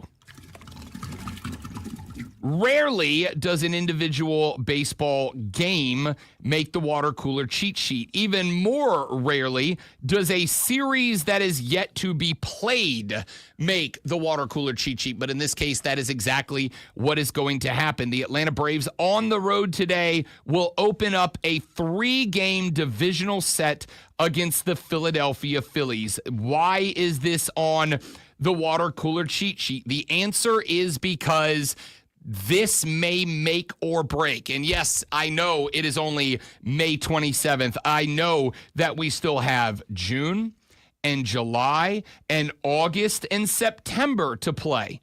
Yes, I know that Spencer Strider is back. Actually, he's going to get the start tonight in Game 1 on the road at Philly. Game 1 from his return from the strained hamstring did not go well for Spencer Strider. Went 4 innings, gave up a bunch of runs to the Nationals, who would end up claiming that game.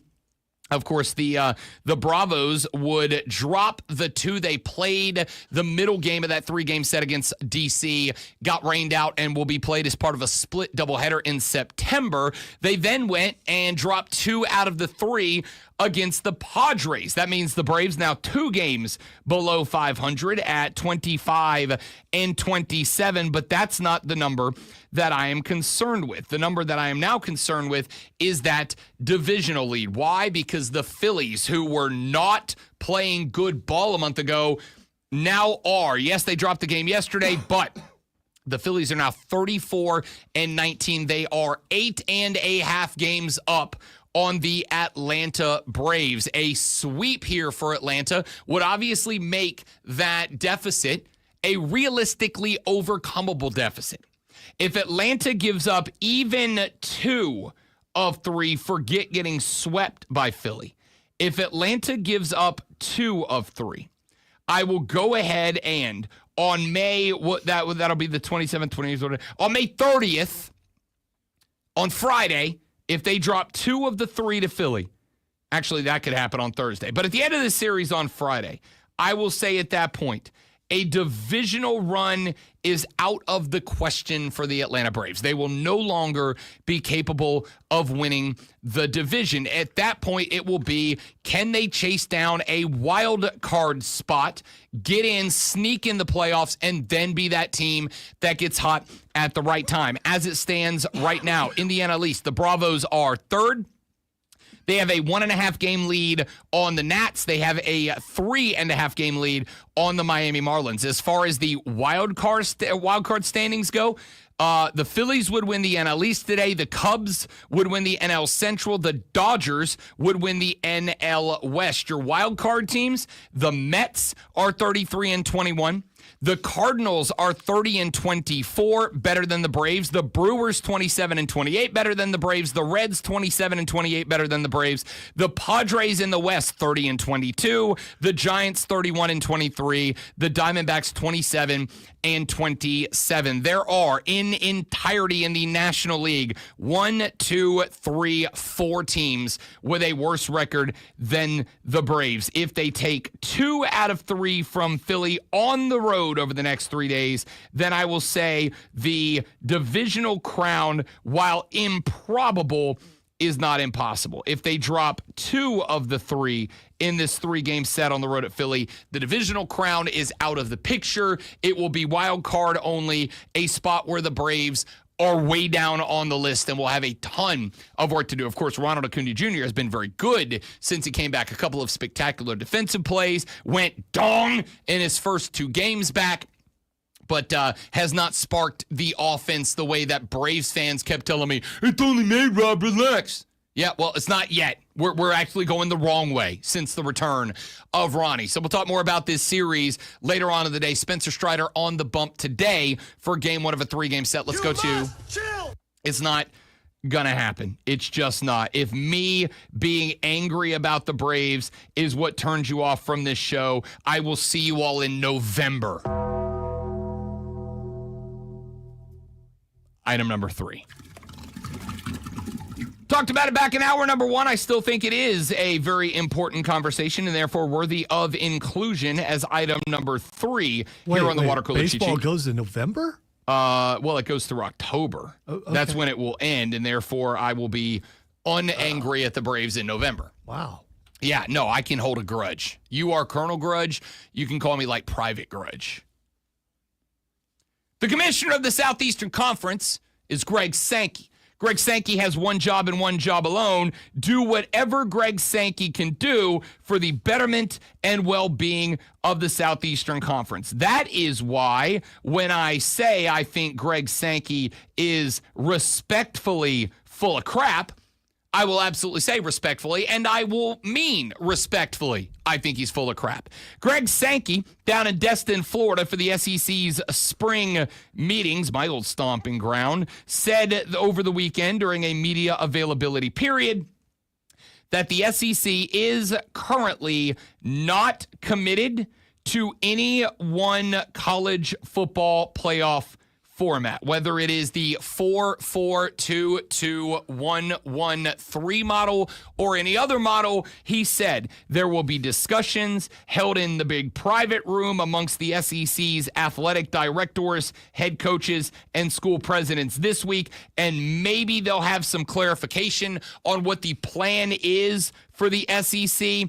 I don't believe Greg for a second. And I say that again respectfully. It's his job. I don't fault the guy for doing his job, which is enhance the SEC as much as he can. The reason I bring this up is nothing more than speculation. And if I am wrong, I will be honestly happy to be wrong.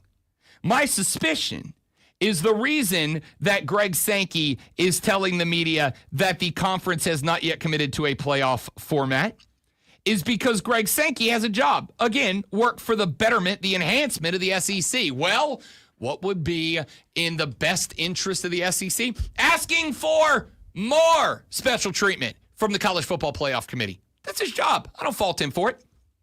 Right now, the straight seating format, which we know is already approved and will go into effect this year. So at the end of the season, your 4 top-rated conference champs still get an auto qualifier, but they do not get the auto bye in round number 1. They will now play in round number 1 if they are not one of the 4 highest-rated teams. That is not what I think is the pushback. The other story going around is that it is widely believed by the college football talking heads that the 16-team playoff will go into effect next year. 2026 will be a 16-team college football playoff. And once we get there, we will have to determine what the auto bids look like. The most discussed model so far is, again, the 4-4-1-1-3. That is to say, 4-4-2-2-1-3. 4 to the SEC, 4 to the Big Ten, 2 to the ACC, 2 to the Big 12, 1 to the Group of 5, 3 at large. That's the plan right now that has got the most traction behind it. So why do I think that Greg Sankey is being a little disingenuous, or maybe not at all, when he says that the SEC has not committed to a format? I have one guess, which is Greg Sankey and the SEC are going to ask for, perhaps not receive, but are going to ask for more. I would not be shocked if sometime between now and around this time next off season, when the discussion is ongoing, all right, we are going to 16. What does that look like?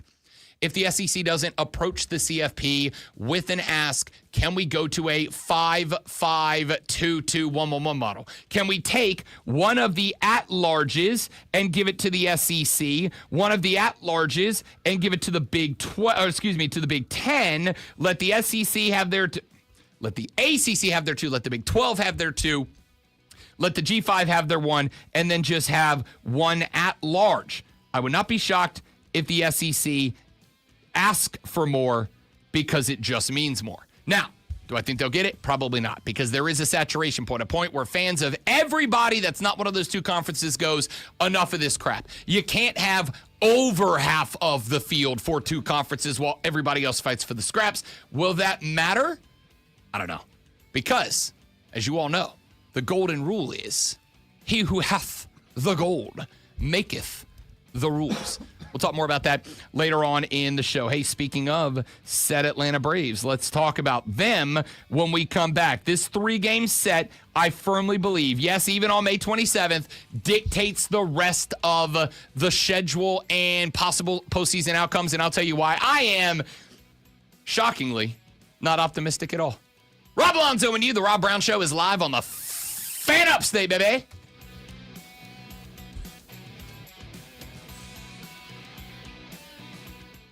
The 40-70 season was incredible. It was a memory. It was a run. I had so much fun watching it.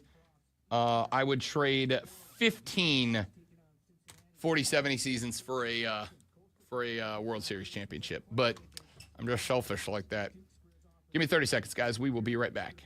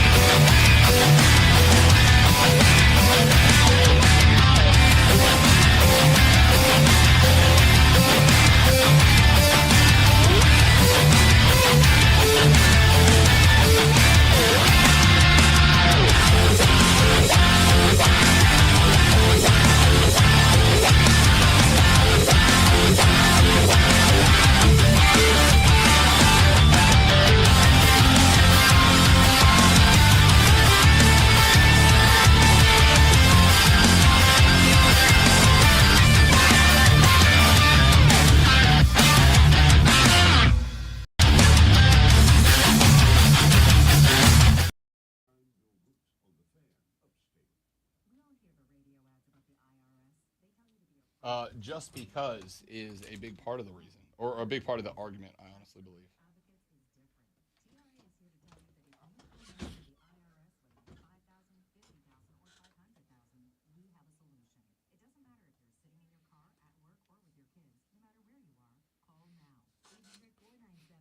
Yes, Kane, you're absolutely right. Paul McCartney was replaced by a lookalike. There's an entire documentary on it. Back in the day, my drummer just bugged me because you got to watch this. It's False Paul, also known as Fall. Paul McCartney. Yes, and, at the end of a certain song, it's backwards mask, and if you turn it around, it says Paul is dead repeatedly. So, it's right there. They told everybody. They done tried to warn you.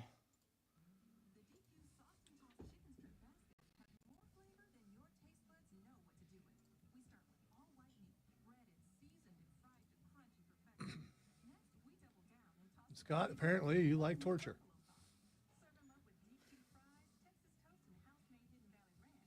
Speaking of I escaped that room. I don't ever want to go back. Speaking of documentaries, there is one, and I forget what service it's on. We started watching last night, but there's one about the Blue Angels.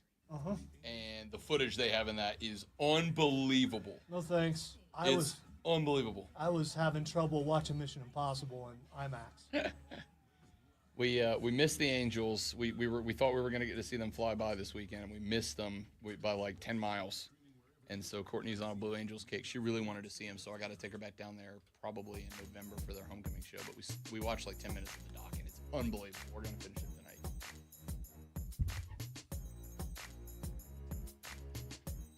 So the Atlanta Braves on a 3-game set starting today on the road at the Philadelphia Phillies. And I have already gone on the record and will state one more time that this 3-game set at Philly is easily the most important series of the first half of the season, in my ever so humble yet frequently correct opinion.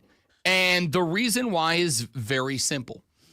This series will require the Braves to come out of it at 500 if they want any chance of claiming the National League East crown again. Philly is 8.5 games up. And I think James, our community Philly fan, will agree with this, while the Phillies are notorious for Philliesing down the stretch late in season and opening the door for other NLS teams to make a run at them late, there is only so much of a cushion that you can give, so that if the Phillies do hit a skid where they drop 9 out of 10 or 12 out of 15 down the stretch when the pressure is on, a team that, by the way, while, yes, aging, while, yes, I think you are starting to see the ramifications of keeping this core of very good Phillies players together as long as they have, with age, as Lonzo would say, comes wisdom and experience. They know what it's like to crack down the stretch. They know what it is, at least I'd hope at this point, that has caused them to repeatedly crack down the stretch. And the likelihood of you as the Braves being able to count on Philly cracking down the stretch has, again, I think, decreased dramatically. But even if they do, you need to be within 5, 6, 7 games if you want that to matter. If you win this series, instead of being 8.5 back, 9.5 or 10.5 back, I do not think that it will matter any longer if the Braves make a late run towards the divisional title. I just don't think they will have enough gas in the tank to get there, which makes this 3-game set a 3-game set that you have your 1, 2, 3 going it makes it all that much more important. Spencer Strider back on the bump today, 0-2, a 5.79 ERA, but let us not forget. Game number 1 was the first game that Spencer Strider threw in north of a year and a half after his Tommy John surgery. Game number 2 was the first game that he threw after nearly 3 weeks on the injured list with a strained hamstring. So, as I tweeted out during Spencer Strider's first game back from the injury, it's his first game back. It's his first game back. Of course, he's going to give up some runs in his first 4 innings back from his second long stint on the injured list. But he's now got one in the bag. You got him up against Ranger Suarez today. Ranger Suarez has been pretty good for the Philadelphia Phillies. He won his last time out, went 6.2 innings, surrendered 6 hits, no runs, K'd 6 in that performance on the season. He has started 4 games. He has pitched 24 innings, given up 22 hits, 10 runs, all earned, 1 dong, 7 walks, 23 Ks. So he is giving you about 1 strikeout per inning and one hit about every 1 1/3 inning. That is good. It is hittable, meaning that the Braves have to get something going. And remember, dating back to, 3, 4, 5 weeks ago, when I was preparing to slam the panic button on the Atlanta Braves, I said, I'm going to give them a month. I'll give them a month before I hit the panic button. I also said, I understand.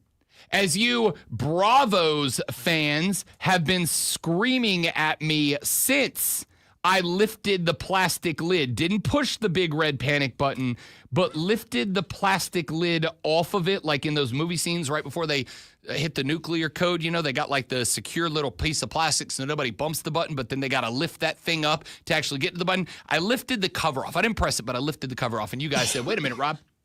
Wait a minute. You don't have Spencer Strider, your ace, your numero uno guy, the first man up in your rotation.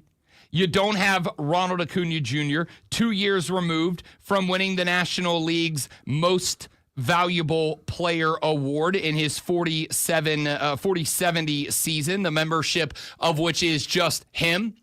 When you get those guys back, then you'll get a pretty good idea of where the team is. And I decided to do my darndest to believe all of you who said, Rob, you are just being one person called me fear merchant for the Atlanta Braves. You're being a fear merchant. And listen, I've said when it comes to sports radio, there are effectively 3 types of host, and you can listen to any host and get within a couple of segments, which they are. There's Stat Guy. Stat Guy is the guy who does all of his analysis of the game through X's, O's, and numbers. There's the antagonist. The antagonist is the guy that gets on the mic and he goes, hey, you know your favorite team? Here's all the reasons they suck and are bad. And then there's the protagonist. Your protagonist is usually your guy who is on the air in the market of the team that he talks most about. Your protagonist are usually the guy that's on the flagship station of your favorite team. The guy that even when your team stinks is on there going, 1-2 decisions and we're an undefeated team. Just one more guy and we're a championship team, even if your team is sub 500. Just one more guy. I don't elect, to the chagrin of a number of people that I've worked for in years gone by, I don't elect to be any one of those 3 archetypes of sports talk radio host.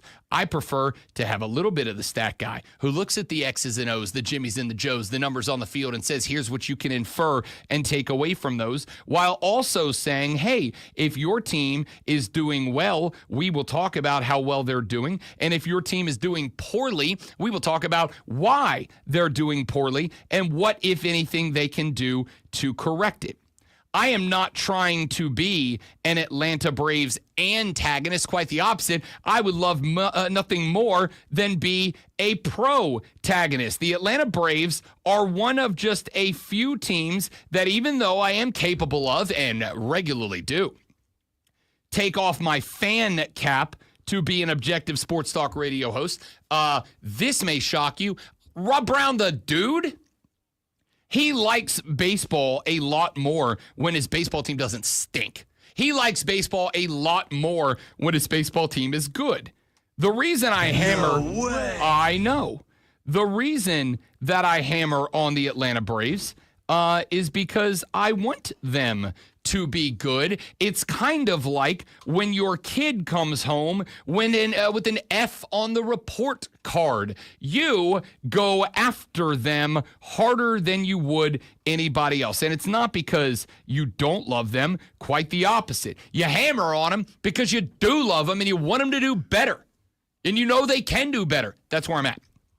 So you Bravos fans that said, just wait, Rob, you fear merchant, as if I want this team to be bad. Listen, there are a lot of radio hosts that love when the team they cover is bad because it gives them just fuel for the fire. Because nothing gets people more engaged and active in sports talk radio than anger. That is why there are so many hot take artists out there, because it is a cheap, easy way to get you guys upset and angry, and therefore working the phone lines and the text lines. Again, not my style. To each their own. I want my team to be good. I want it to be good so that I can come in here and, instead of getting bagged on by Zoe for being a guy who has a abnormally high blood pressure because of my team, I can just enjoy it. Well, here's the thing. I'm still not pushing the panic button as it is May 27th.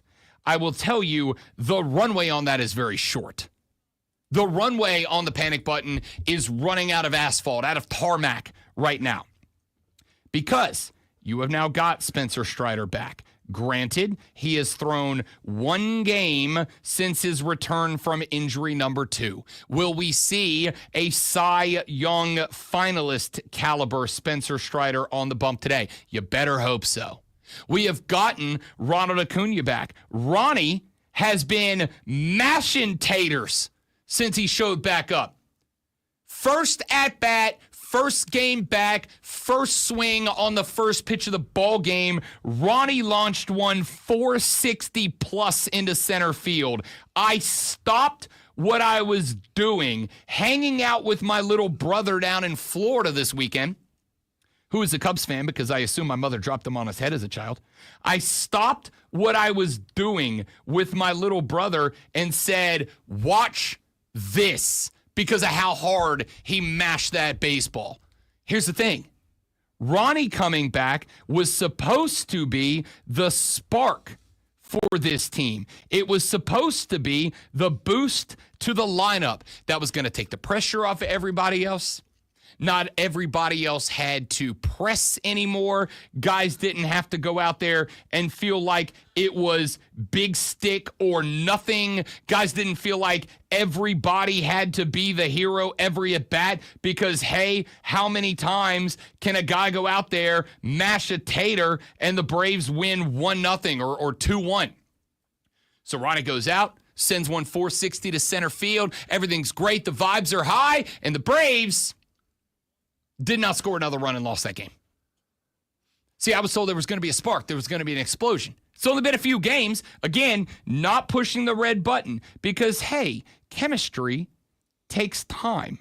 It takes time for guys to find their role, for guys to find their timing. Some guys get shifted up and back in the lineup. Guys that were batting 1 are now batting 5. Guys that were batting 5 are now batting 9. It puts you into different situations in the batter's box. There's all these different variables, and they all have to be figured out. They all have to be felt out. They all have to be accounted for, and guys have to get used to being in their role, get comfortable being in their role. I'm going to give it a little bit more time. But this 3-game set against a team that has an 8.5 game lead on you in late May.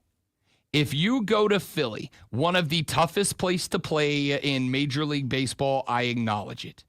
if you go to Philly and you get swept or you only take one of the three and you walk out of there down 9.5, 10.5, 11.5 full games, the hunt for the divisional crown will be over because there is such a thing as too big of a cushion. Remember back to April, late April, when the Braves were losing dumb games and I came in here and yelled about it and you guys said, oh, Rob, there's a lot of baseball. It's only April. I don't disagree. But every one of those dumb April losses added to an 8.5 game lead the Phillies hang over Atlanta right now and are playing better baseball. So now you've created this world where if you go to Philly and you drop two of the three or baseball gods forgive all three and you find yourself in a double-digit hole a month out from the All-Star game, there is no more hunt for the divisional crown at this point. Philly's gonna Philly at some point, but if you give them a double-digit cushion lead before the break, there's no chance you're climbing back out of that, all right? You're hunting for a wild card. And at this point, you are the fourth worst team. Sorry, fourth from the bottom team in the National League. Even that is a deal. John Dog says, Rob, that is a big hot take not even halfway through the season. Yeah, it is, and it's not wrong. 11.5 games is too many to overcome. Texas said, Fear Merchant is a good one. I'm an Angels fan. I threw in the towel weeks ago. I assume so. What, like 2022? Feels like about that time? Sorry, Angels fan. I don't mean to pile on. It's bad enough. Here, I'll make your day better. Sports Flash. Yeah, that was, wow. That was piling on for sure. Carolina Hurricanes staved off elimination with a 3-0 win over the Florida Panthers last night. Defense was the highlight, allowing just 20 shots, all of them stopped by Frederick Anderson. It's pretty good. Carolina is in the hole 3-1 and will try to continue the series at home tomorrow night. The Oklahoma City Thunder are one win away from an NBA Finals appearance after a 128-126 win over Minnesota last night. Shai Gilgeous-Alexander scored 40 and Jalen Williams had 34.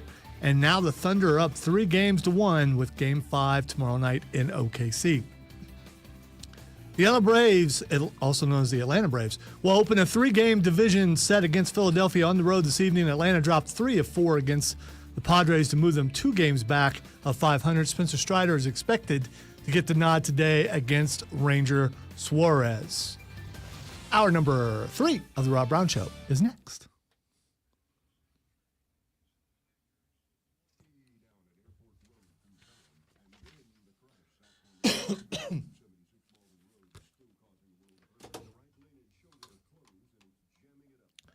The ink in the printer is fading, so I can't read my print. We have many printers in the building. It's not like, but, you know, I, for some reason, only have it set up for downstairs also. I don't know who did that, so, but I ain't going downstairs. So I'll just read it off the screen. This makes it harder to watch the time.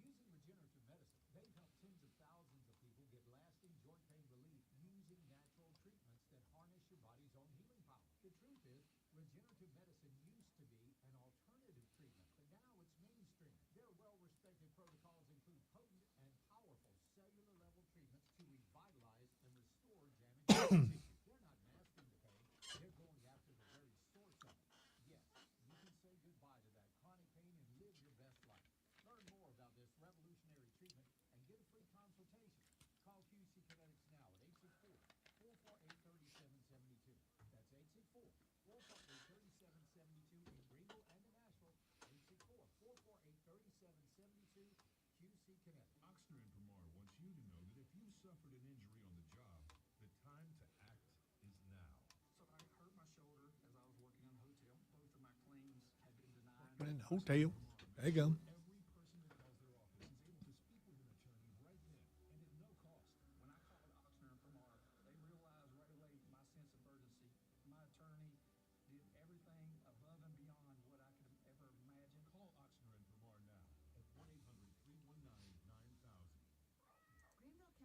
Is the only shelter in Greenville County that accepts animals regardless of their condition, behavior, or circumstances.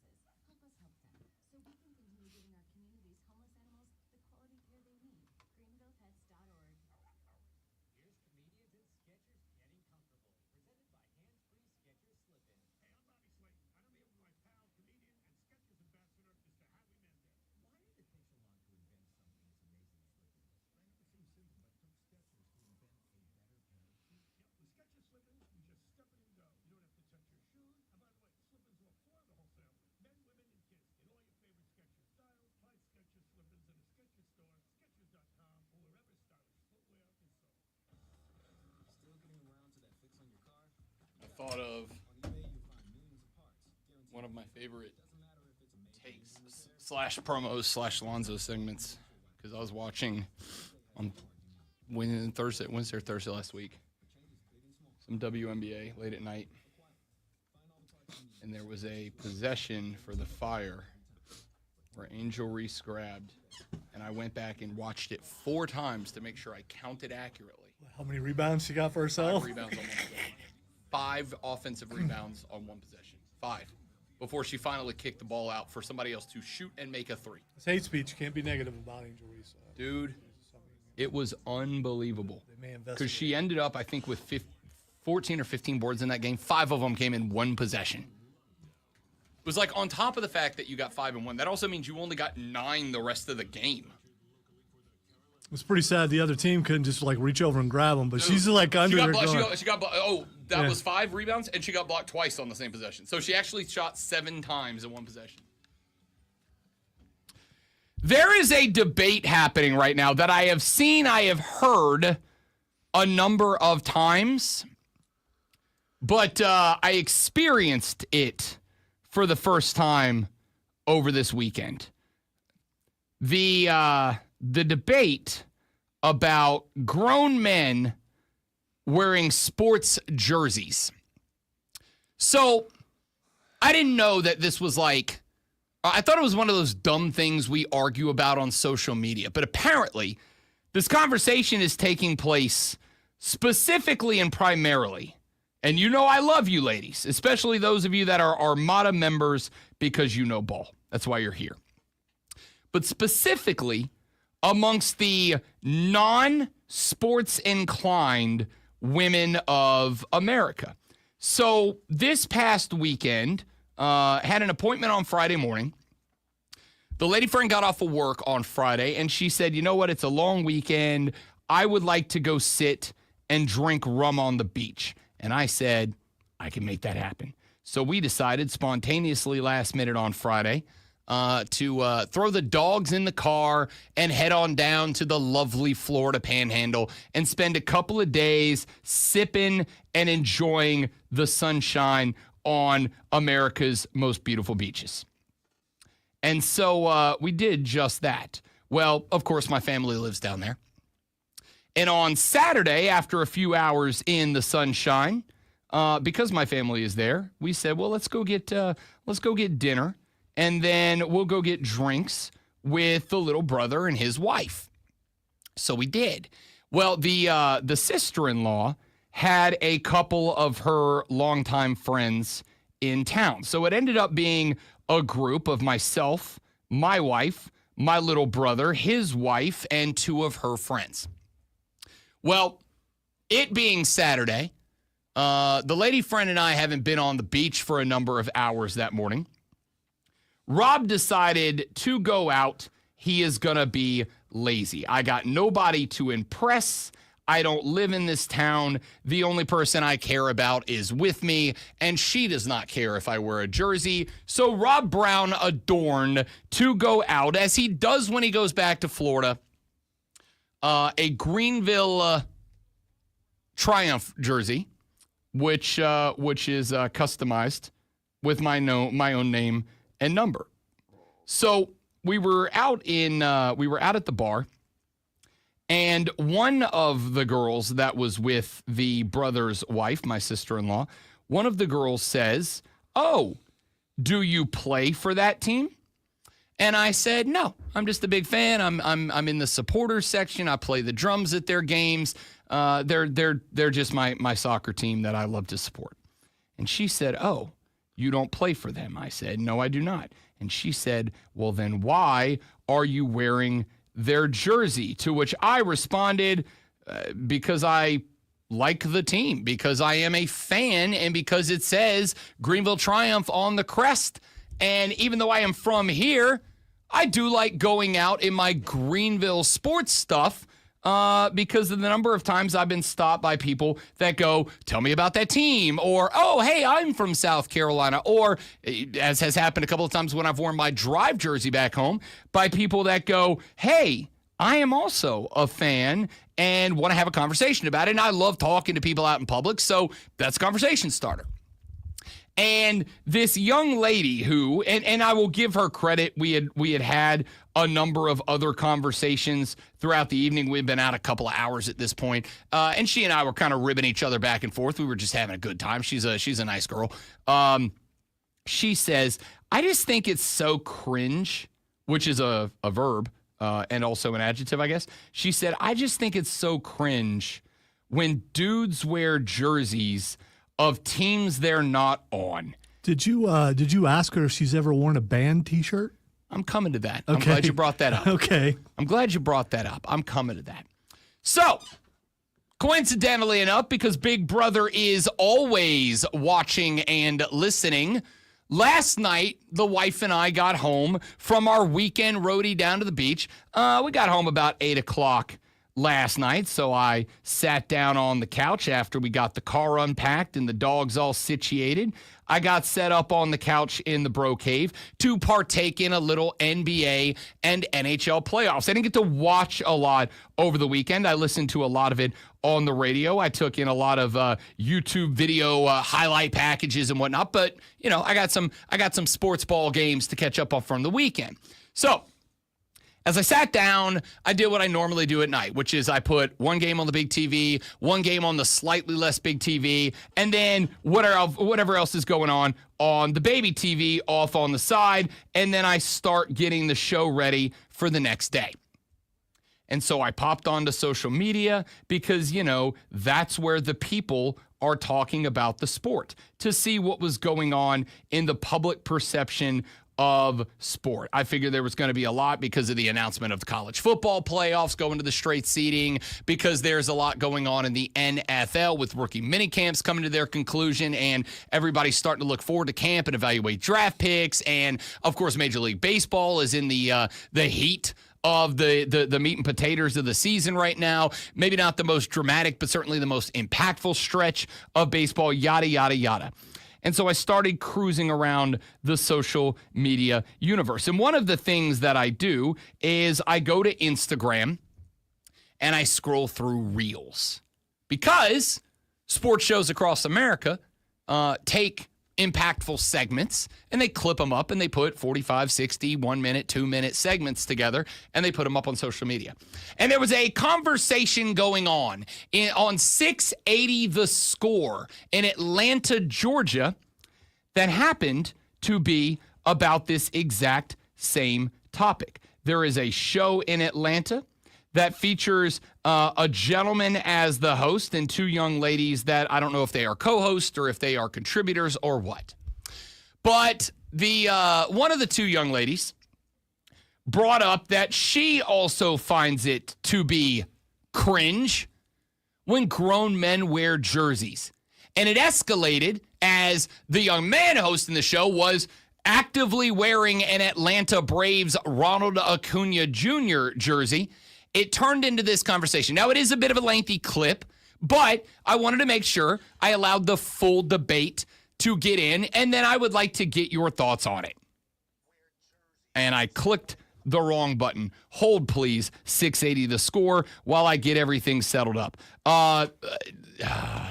So many buttons. So many buttons. So the conversation goes with this lady effectively saying it's not cool for dudes to wear jerseys. And Bro says, and wear jerseys to sporting events. We're not talking about going to get groceries. We're not talking while he's out cutting the grass. We're not talking like if he's playing, flag football in his own yard with other grown men on a Tuesday night after work. We're talking about guys who go to work, provide for their families, and the little kid in them is the last remnants of their lifetime as a sports fan with a jersey on. And y'all have a problem with men doing it. Just say it out loud that you don't have an athletic bone in your body. Well, I mean, just say it out loud, and you know what?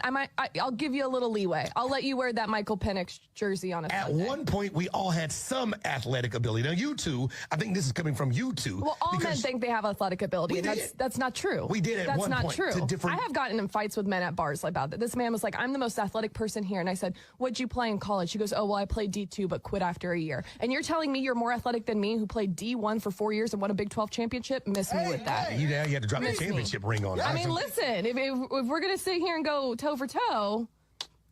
Aren't you supposed to have fun at a game, at an event? Isn't that You the whole don't have point? fun in polos or T-shirts. That seems a little bit more dressy. You can more have fun adulty. and not cosplay. Well, that's not cosplaying. Putting on a jersey of your favorite player.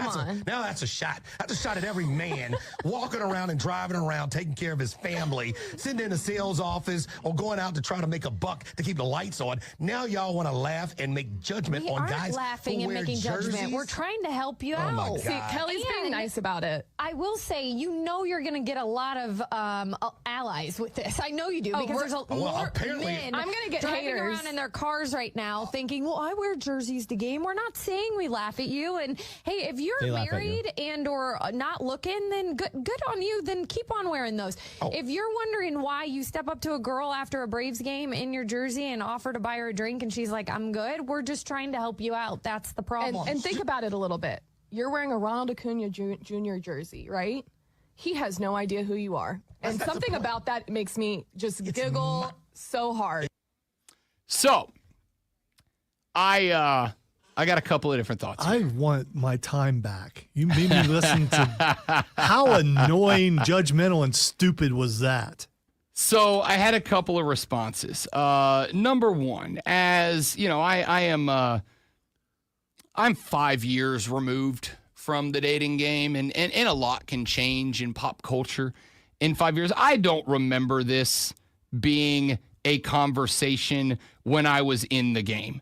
And that's from somebody who has worn jerseys for a long time. But I do know the conversation has been going on for a long time because I have a very dear friend who lives down in Mobile, Alabama, big Alabama Crimson Tide guy who is very anti-jersey with the take of it is weird to wear another man's name on your back. However, if you wear a jersey that does not have another man's name on the back, it's just a shirt, which, all right, again, like I still think that's a little insecure, and I've told him that before.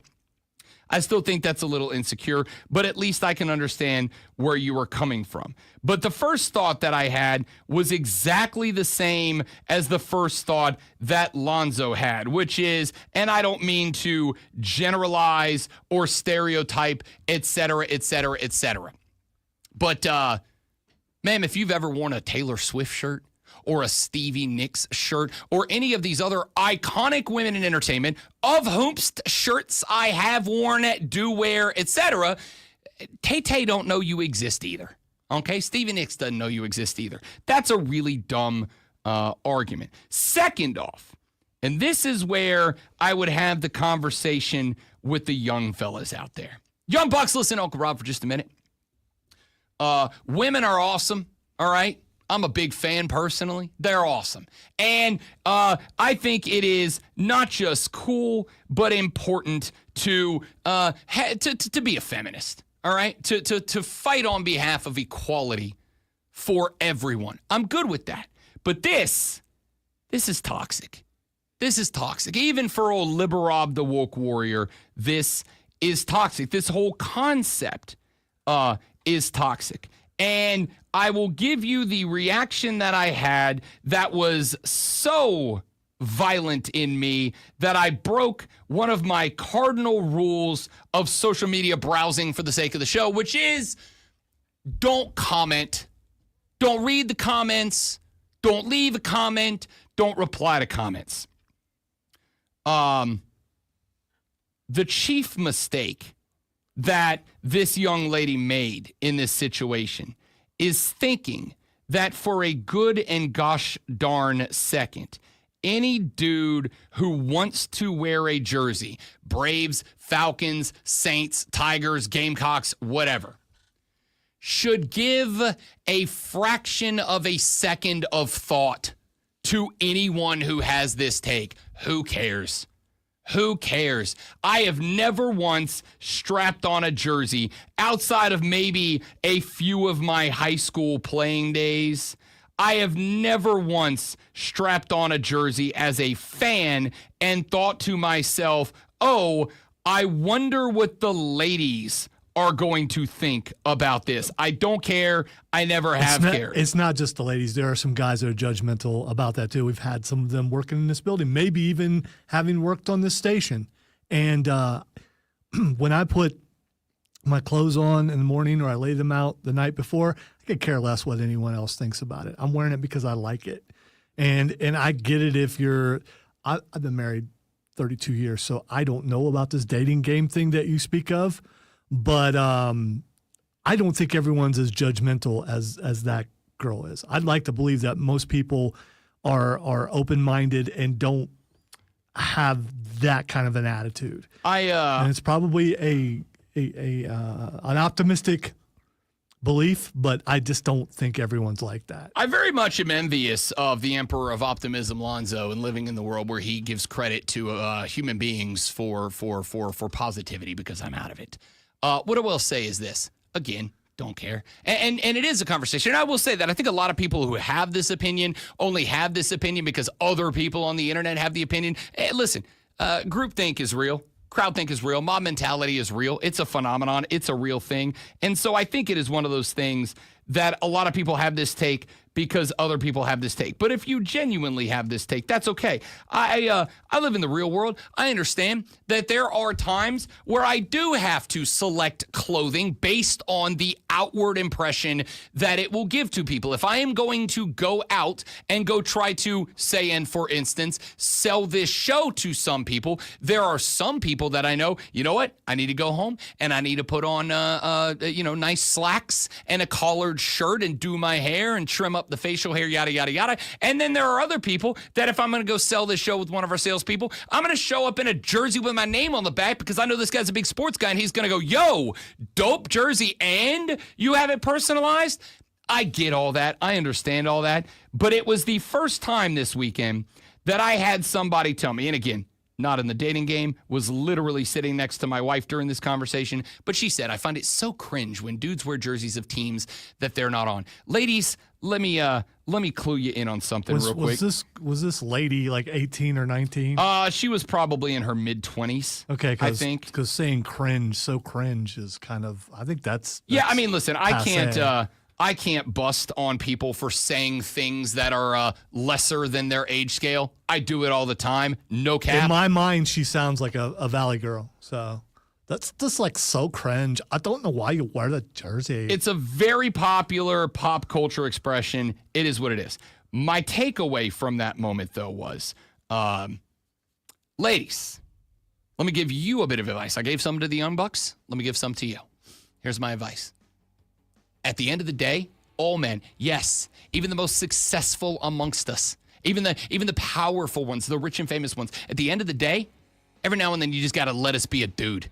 All right? Just let us be. If you let us be a boy every now and then, we're going to be a better man for it. If you make us repress that side of us, if you make us repress the side of us that loves baseball and wants to wear a jersey and go play catch, if you repress. I saw a clip the other day that was going around on social and just women dunking on this guy. It was this lady, and she posted a clip of her and her guy at the beach. She's like, we went to the beach. I packed everything up. He shows up. He opens a bag up. I'm like, what's he going for? This dude pulled out an RC bulldozer and was building piles of sand on the beach with a remote control. So cool. I'm like, dude, that's awesome. That guy's having the time of his life. And with this lady who posted her husband to get blasted by other ladies on social media doesn't understand that, if she just lets this dude go play with his little RC bulldozer and build sandcastles with it, when it's time to go home and be a man at night, that dude's going to be in the best mood of his life. He just had a ball. But if you put him on blast on the internet, he's going to have to repress that side. He's going to be an angry dude for the rest of it. Just let us be a bro. And if that means we want to throw on a Ronnie jersey because Ronnie helped us win our last World Series we're probably ever going to see in my freaking lifetime, then let us be a dude. Let us get that boyish side out, and then we'll be a better man the rest of the ride. Fellas, if you want to wear a gosh darn jersey, wear the gosh darn jersey with pride. I'm doing it right now. Let's take a break. We'll come back here in a minute. Let's do an audio blitz. Let's take a listen to some of the audio we've picked up over the past couple of days on the Rob Brown Show and the Fan Upstate. You know, another counter is just take the jersey off in front of her. No matter how big and sloppy you are or otherwise, just take it off and say, is that better? You good now? I didn't want to offend you, so I took it off. So, Well, so we good now? Rob Brown does go tank top undershirt under the jersey, but didn't always do that. Used to be just the shirt by itself guy, and I wouldn't want to intimidate every other dude in the bar. All right, so it's better if you are big and sloppy and you take your shirt off, because then she'll really be offended. So and you had no shot anyway. If someone's that kind of judgmental, you really don't want that person.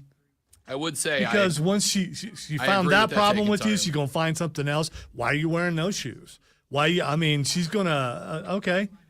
You want the perfect man? Go make one. I would agree with that take, in that I love sports. Jerseys are a big part of the attire. So if you just go ahead and take yourself off the candidacy list from the beginning, you are saving me and you both time, energy, and effort that we might otherwise have put in and then figured out after date number 1, oh, he wears jerseys, gross. Oh, she thinks wearing jerseys is gross.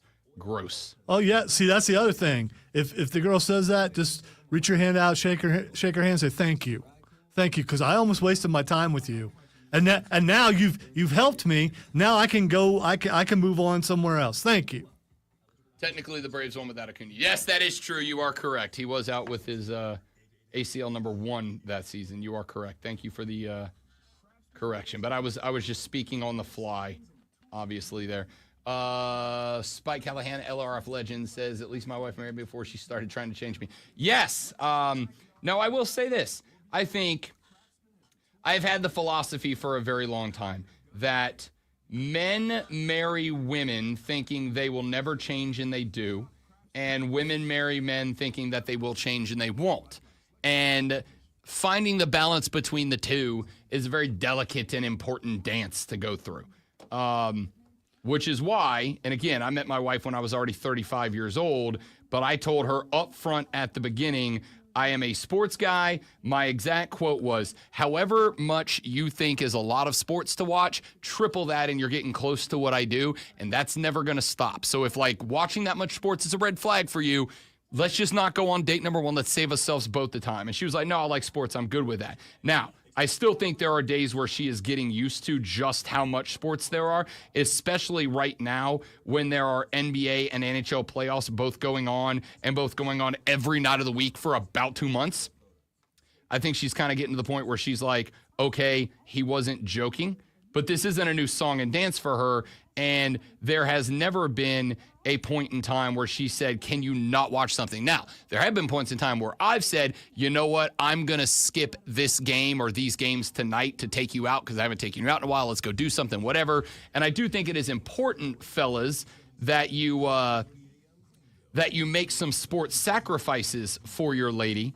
But I also think it is important that you make sure before you get to that level of an established relationship that who you are, and what you do for recreation, including watching a lot of sports, is on the front burner. By the way, I think probably 99% of the jerseys in my closet my wife bought for me. So, Yeah, but we've established you have a unicorn. Oh, I do. We've established I saw this jersey, thought you would like it. You're right. I do.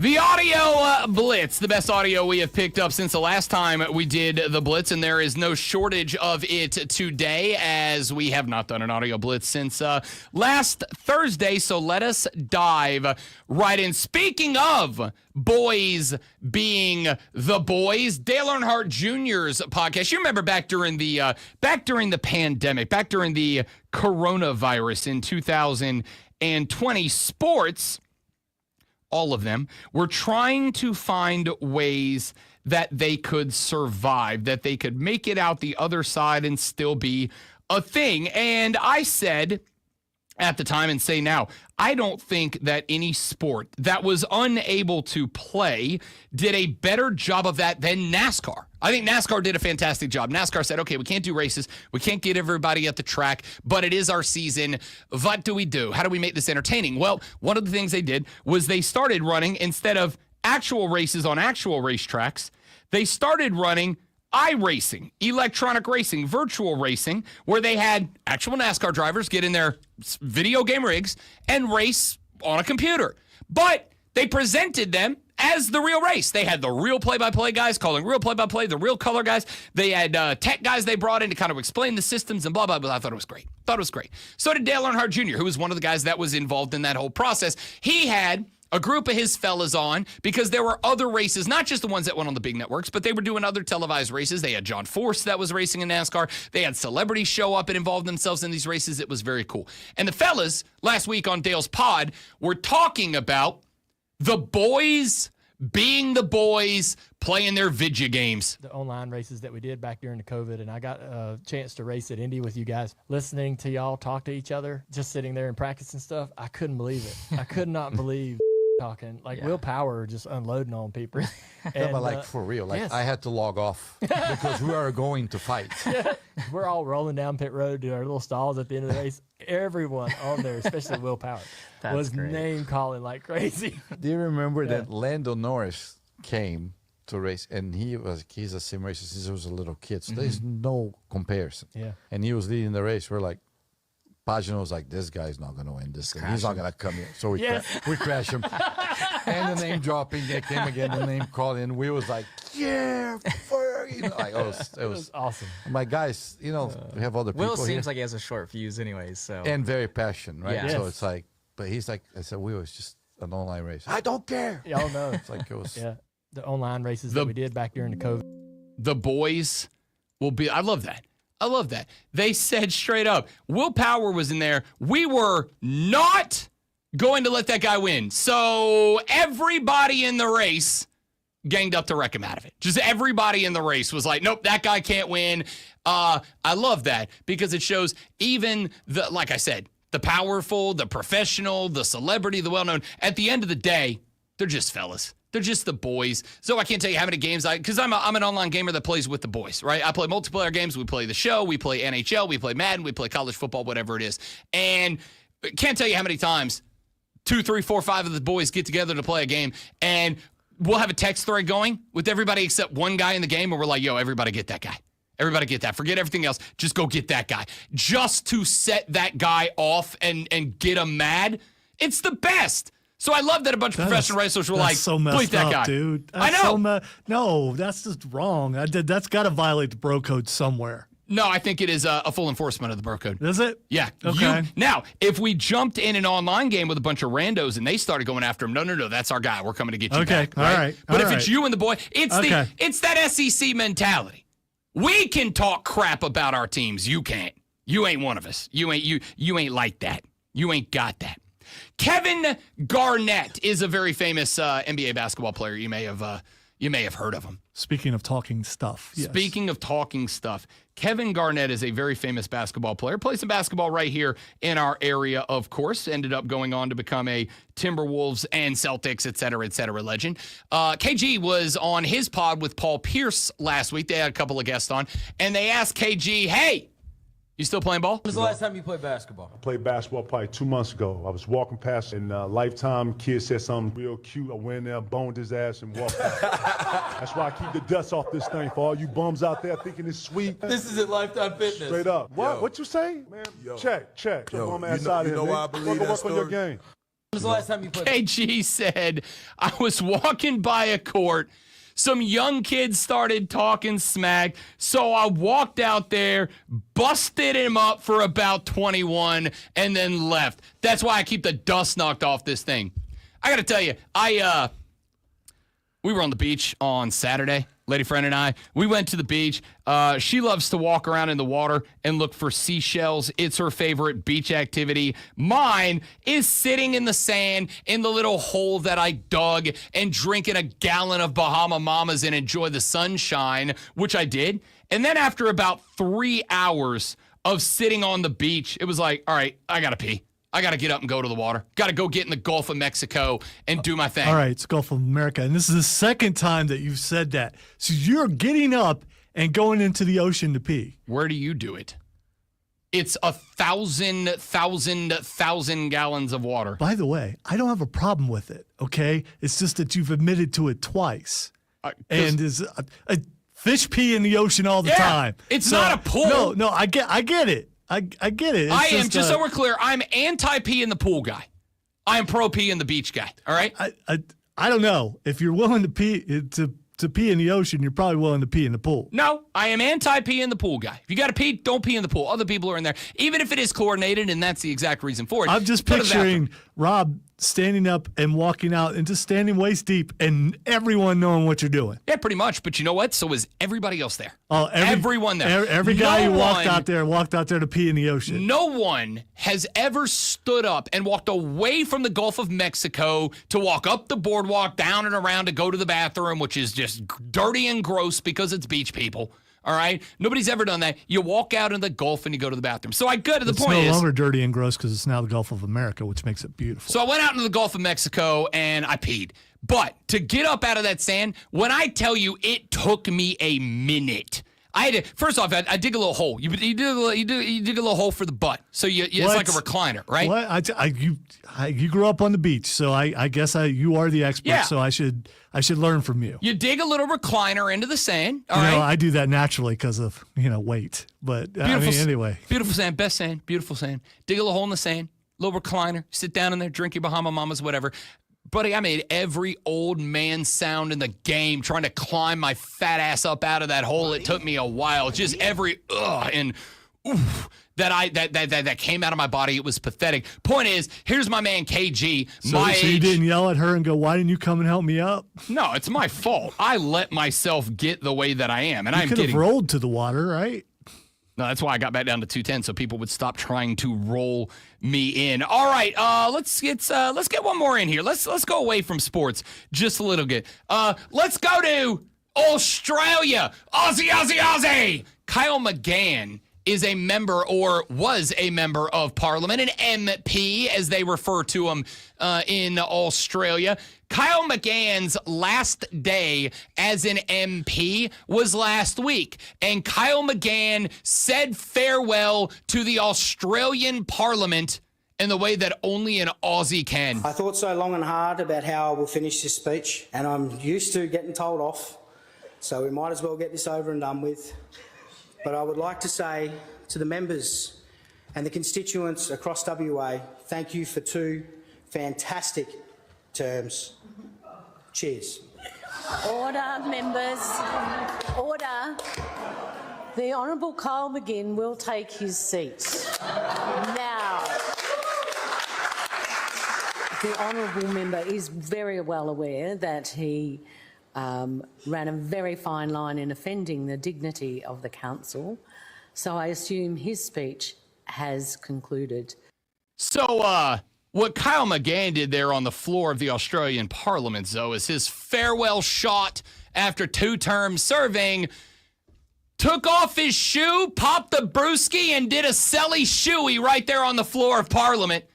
Did a shoey on his way out, and old Karen, the MP president, was like, "That's enough, mate. It's not going to fly here." I saw this out of the corner of my eye as I was leaving the office, and I could have swore that was Chris Farley. I could have sworn that was Chris Farley drinking out of his boot. It would have looked like it, but that was an active, well, at the time, for another 30 seconds, apparently, active member of Australian Parliament who said, "I'm on my way out. Why not pop a shoey for my last time on the floor?" And I got to tell you, I've made an argument for like 8, 9, 10 years now. I think we in America should strive to make politics boring again. I think politics should be boring. I think you should not be enthralled by politics. You should feel obligated to partake, to be educated, to be informed, and to make good decisions with your vote. But it should be boring. It should be boring as hell, unless we're going to start having congressional members popping cellies and doing shotguns on the floor, in which case I'm all in. Yeah, either make it a full-on frat bro rager or make it old and boring, not anywhere in the middle. Politics are already boring. So on your last day on the air, if you know when your last day on the air is going to be, because chances are neither one of us will. But if you knew, would you do a shoey? If I knew, if it was one of those things where I come into the studio knowing I am walking off today, I'm done. I'm not telling the bosses. I'm not telling Lonzo. I am just going to hit the end of the day and be like, mic drop, bleep, y'all, I'm out. Yeah, I wouldn't do a shoey, I would do a shotgun. I'm a shotgun guy. I would shotgun a brewski for as long as I could until Lonzo turned every button on that board yellow and said, "Get the hell out of my building." That would probably be pretty quick. But, I mean, the shoey you might get away with because I would just be so stunned. That's fair. That's fair. I'd forget to do anything. Yeah. The shotgun takes like prep and work. The shoey, it's just like, done, let's go. Congrats. Shotgun's also messy. If you're talking about the bottom of the can kind of shotgun, yeah, that can go everywhere if you're not good at it. I am. Listen, By the way, don't ever shotgun a Verner's. Wouldn't think of it. Yeah, we saw it on a movie once, so we tried Pepsi and Coke and stuff like that. We didn't drink. We tried a Verner's, and I thought I was going to die. Listen, beer isn't any better. It's just all about it's all about the moment. I don't know what Kyle McGann's political philosophy are. I don't know if I agreed or disagree with any decision he made. I do know I agree with that one. Well done, young man. What a walk-off shot. All right, got a couple of sports-related topics when we come back. One that we got to a little bit at the end of last week, but I wanted to bring it back up. John Skipper, former president of ESPN, made a comment on the Pablo Torres pod that is going to cost you money at some point in the near future. I'll tell you what that is next on the Rob Brown Show on the Fan Upstate.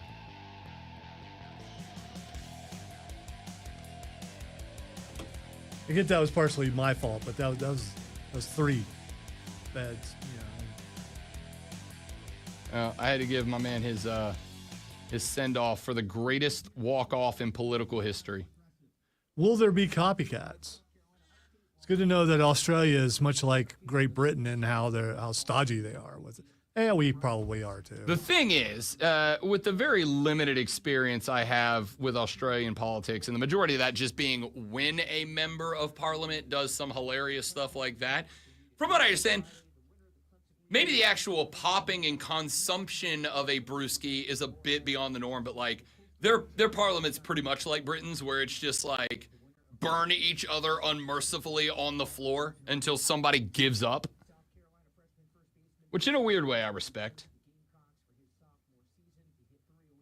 I kind of wish our politics was a little bit more conflict driven, but not like the boring conflict like we do it. I mean, like, you want them going back to wearing wigs and screaming at each other and doing a lot of I'm this. saying straight up roast battle on the floor of Congress. We should dictate our politics by roast battles. It does happen a little bit. No, our roast battles are boring. I'm talking about like Eminem v. MGK roast battles. Roast battles where when it's over, somebody has to leave politics because there's just no coming back from that. I saw MGK's most recent music video. Yeah, he can't come back. M ended him. I saw a glimpse of it. The car wash video? Yeah. Yeah, it's bad. Like, okay, I didn't realize it was him. The music's worse than the video. It looked like, I didn't hear it. Mm-hmm. It looked like he had less tattoos than what I thought, so I didn't think it was him. I'm at the point where, and I don't use this term very often, but when I do, it is appropriate. I'm at the point now where I'm like, MGK is trying so hard to whitewash his image now. He's like, I got to get out of the rap game entirely because Eminem ruined my opportunity to be a rapper. And it's hysterical. Or he lost his girl and it just really messed him up. Remember who his girl was? Yeah, but that all came after M cooked him. Oh, okay. All of that came after he decided to try to go toe-to-toe with the best flame artist of all time, Emma frickin' M. And this may shock you, but he lost. I think I was out of all that in the early 2000s. Now I was too. Now I just listen to podcasts and occasionally hear some music that I go, that sounds pretty cool. Let me listen to it on Spotify. I was too, but the M diss track on Machine Gun Kelly went so bleeping hard.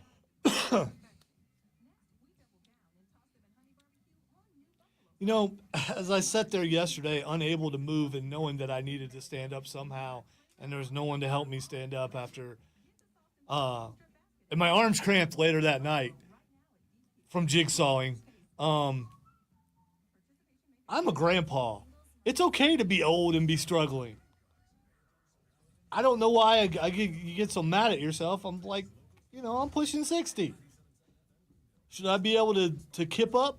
No. To kip up? No, I should not be able to kip up. It would be kind of cool. I couldn't do that when I was in shape, but still.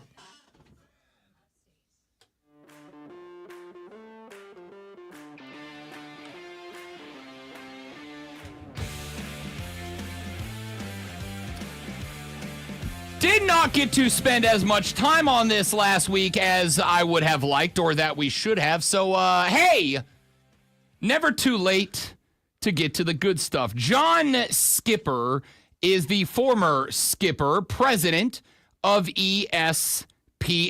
And John Skipper, every now and then, makes an appearance on the Pablo Finds Out podcast. It is a podcast done by former ESPN personality Pablo Torres, which, depending on the crowd you're talking to, has a mixed reception. I really enjoy it. I will also acknowledge that over the past couple of weeks, I think my boy Pablo has been going a little hard in the paint on the hoodie story, but I also understand he's kind of aligned with your way of thinking. So, I mean, but that's why you watch something or you listen to something, because they're into what you're into. Maybe fair, maybe not. I just think, honestly, he does a good sports talk show. And no, I don't have a problem with politics mixing in my sports. I don't do it on the show because I know most of you do. I don't have a problem with it in my own personal consumption of sports media.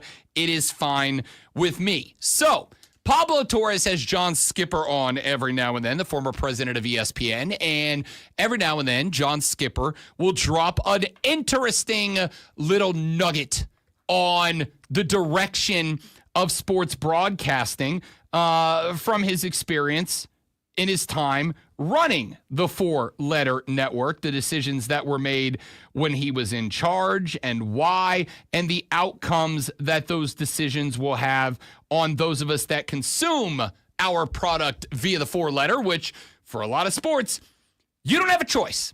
You just don't, right? You want half of the NHL Stanley Cup playoffs? You got to go to the four-letter. You want a huge chunk of college football, including Southeastern Conference football? You got to go to the four-letter. I'm not saying that in a negative or a positive. I'm just saying that is the reality of the world. So John Skipper had his finger in that metaphorical pie for a very long time before he was ultimately out. So he goes on the Pablo Finds Out pod every now and then and drops a little nugget, like this one that he dropped about a week ago. How do you price this thing? There's a reason it's $29.95. $29.99. Yeah, $29.99. 4 cents, very relevant. They're already having to charge more money to get to the same economics on the customer. And get ready for something else which you'll love. If you want to watch the really high-profile UFC match or a high-profile boxing match, you got to pay extra. I will bet you this app has the capability to say, you know, we would love to give you that Alabama-Georgia game free, but we've decided this year we're going to charge an extra $4.99 for that game. By the way, it's good business. Called pay-per-view. It's called pay-per-view, but it's going to be good business. People think pay-per-view has to be a big boxing match, a big UFC match. We've talked on this show before that the Super Bowl will be a pay-per-view event. This is John's most long-standing take. As they struggle with delivering the growth to the shareholders, they're going to say, how else can we make money?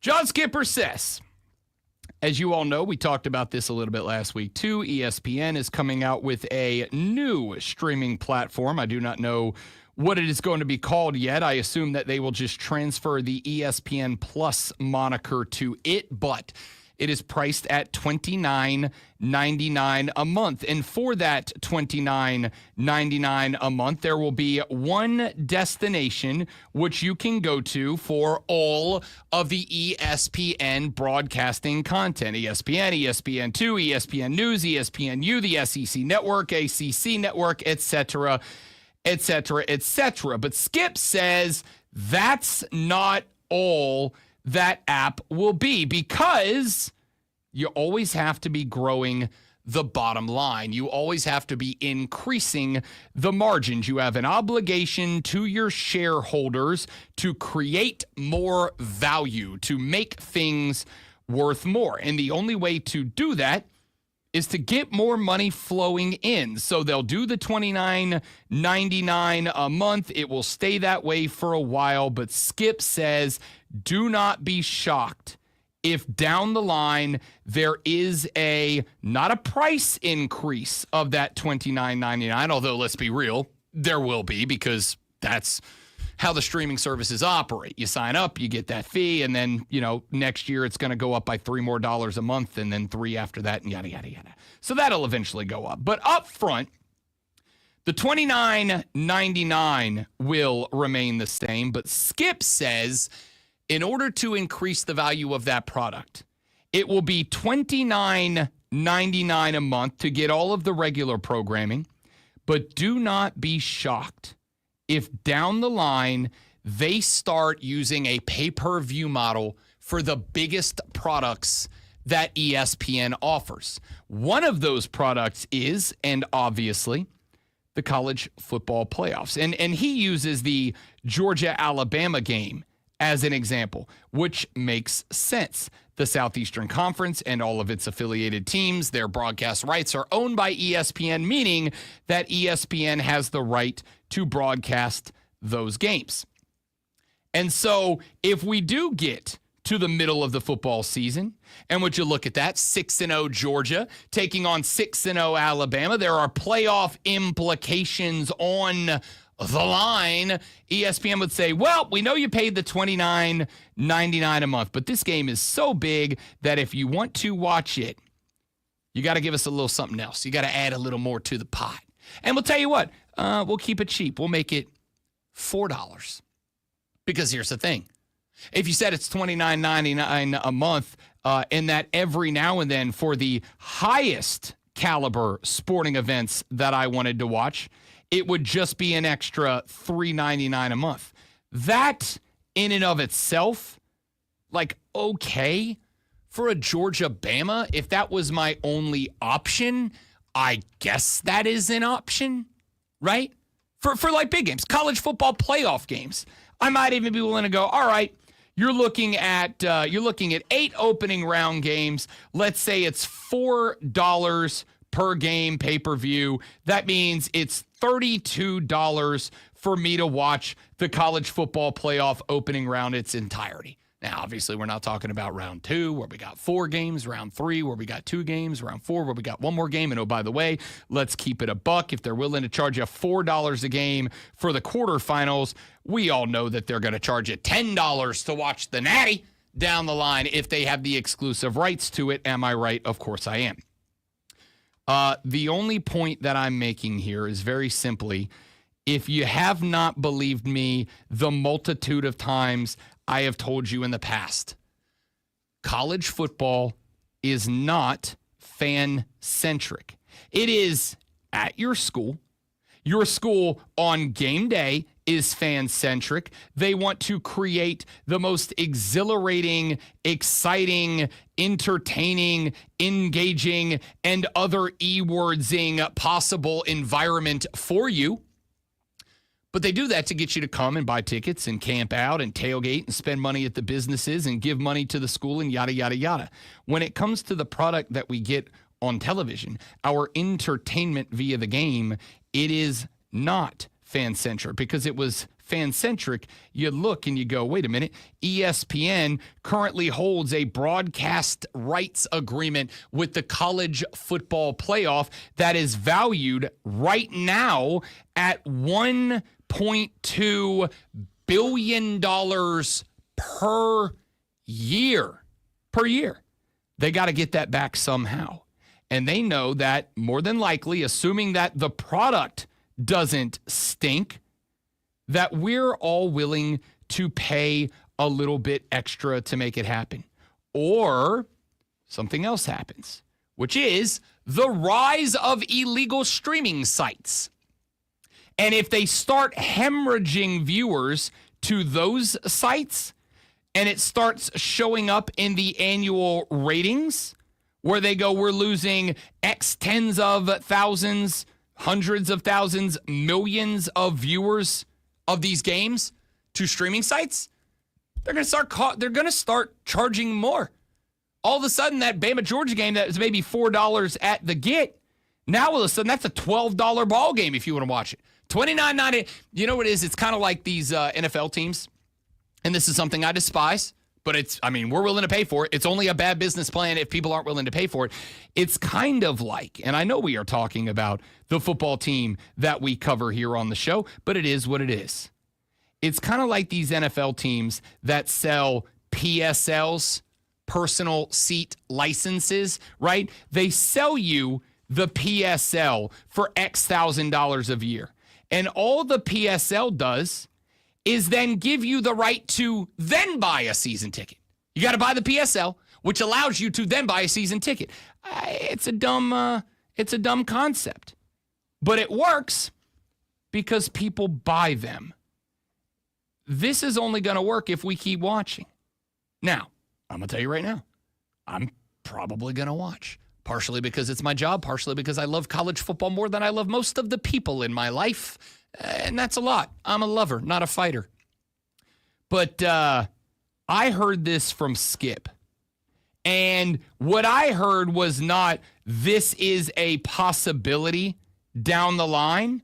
What I heard was, this is an inevitability. Much like when they went to 12, I said, it is inevitable we are going to 16. The question is not if we go to 16. The question is, when do we go to 16? And based on the reports coming out over the last 5 days, it would appear that that answer is next season. Now, I'm not going to say it is an inevitability that we go to 24. I would say it's a probability. Definitely a possibility, maybe a probability. It was always inevitable to go to 16. Get 4 more teams in there, make it a full round robin from round 1, and get more games to charge more dollars. That was always an inevitability. I don't know that 18 is inevitable or 24 is inevitable because, again, I think as with every product, there is a saturation point where you go, okay, we are not going to, by having more games, get more viewers. This is our cap. Let's leave it here. Let's just get the most we can out of what we have. But this, to me, when I heard Skip say this, immediately felt like an inevitability to me. At some point, college football, you know, that game that is always better than the NFL because it's not a business, because it's fan-centric, because it's about the pride and the pageantry and the tradition and yada, yada, yada, yada, yada. You know, all that stuff? Yeah, no, it's not. No, it's not.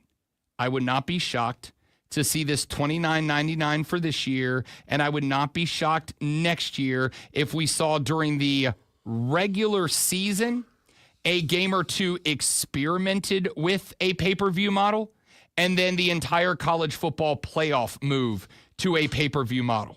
Because, once again, the desire is not to make the best product for the fans. The desire is not to make sure that all of us every year go, yes, it's football season. Time for all of us to sit down and spend 16 weeks plus the playoffs enjoying our favorite thing. The goal is to get as many of us forking over as many dollars as many times as they can get us to do it. And the thing is, this will work. So I still have Dish Network. So I have a sports package which I have to pay a bunch to get a bunch of networks. So if I only had to pay pay-per-view for each Ohio State game, each Gamecock game that I wanted to watch, and wouldn't have to pay for the ACC network or the Longhorn network or any of those other ones that I could care less about, I might be okay with that.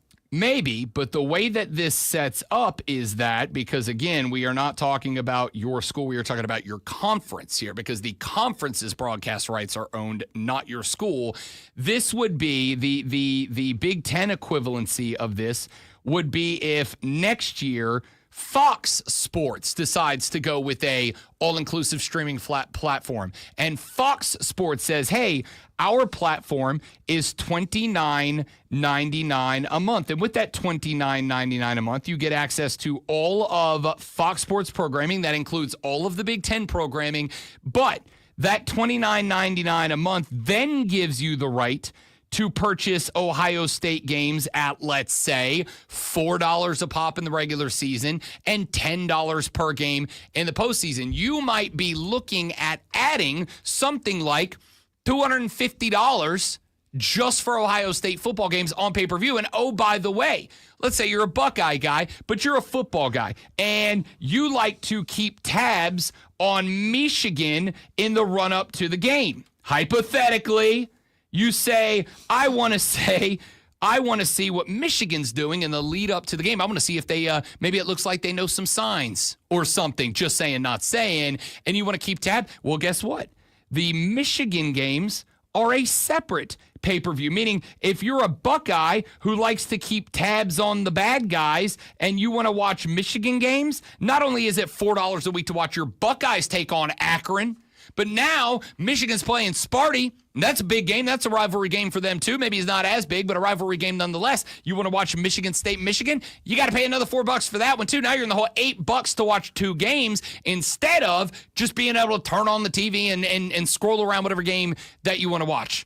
All of that is, we can talk about all the hypotheticals about how this sets up from Fox to ESPN and pay-per-view for top 25 games, but not pay-per-view for when you're not playing, whatever, blah, blah, blah, blah, blah. All that's hypothetical. What's not a hypothetical is, I don't think John Skipper, he may have some sour grapes towards ESPN for his departure and his loss of a very cushy presidency of that company, but what he's saying here does not feel outlandish or ridiculous to me. I would not be shocked if some point in the very near future, as soon as potentially next season, your big games are a la carte pay-per-view on top of your base program just to have the platform to watch it on. We'll find out. Now, if anything in the world was worth a subscription and a pay-per-view cost, I guess it would technically be pay to listen to Lonzo Sports Flash. Yeah, because if it was pay to watch, then it would be OnlyFans. And Stream is free. Facebook. I would not do that. The Atlanta Braves will open a 3-game divisional set against Philadelphia on the road this evening. Atlanta dropped 3 of 4 against the Padres to move them 2 games back of 500. Spencer Strider is expected to get the nod today against Ranger Suarez. The Oklahoma City Thunder are 1 win away from an NBA Finals appearance after a 128-126 win over Minnesota last night. Shai Gilgeous-Alexander scored 40, and Jalen Williams had 34. And now the Thunder are up 3-1 with Game 5 tomorrow night in OKC. Carolina Hurricanes staved off elimination with a 3-0 win over the Florida Panthers last night. The defense was the highlight, allowing just 20 shots, all of them stopped by Frederick Anderson. Carolina is in the hole 3-1 and will try to continue the series at home tomorrow night. Hour number 4 of the Rob Brown Show is next, right here on The Fan Upstate.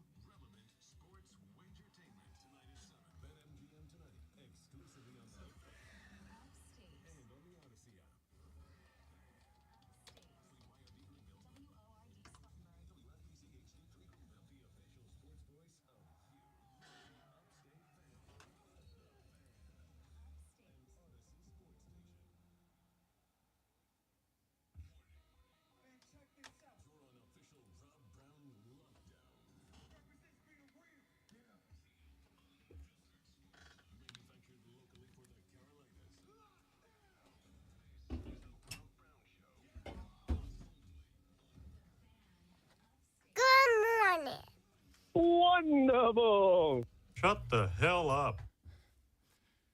The Rob Brown Show back on your radio. It's the Fan Upstate. Rob Brown, the Great Alonzo, and you. Good to have you. Final hour of the show.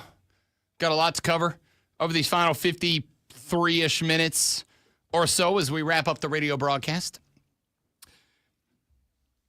The Bill Belichick thing. I am not going to talk about Bill's girlfriend. Relax. Although I did see over the weekend that apparently there's okay, I am going to talk about it for like 2 seconds.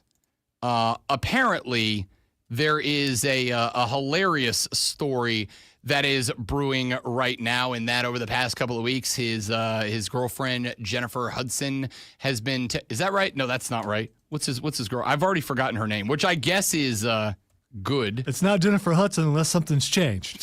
So I mean, Bill might get around. Jordan Hudson. Okay. Jordan, yeah, Jennifer Hudson's a very different person. I would actually like to hear that conversation.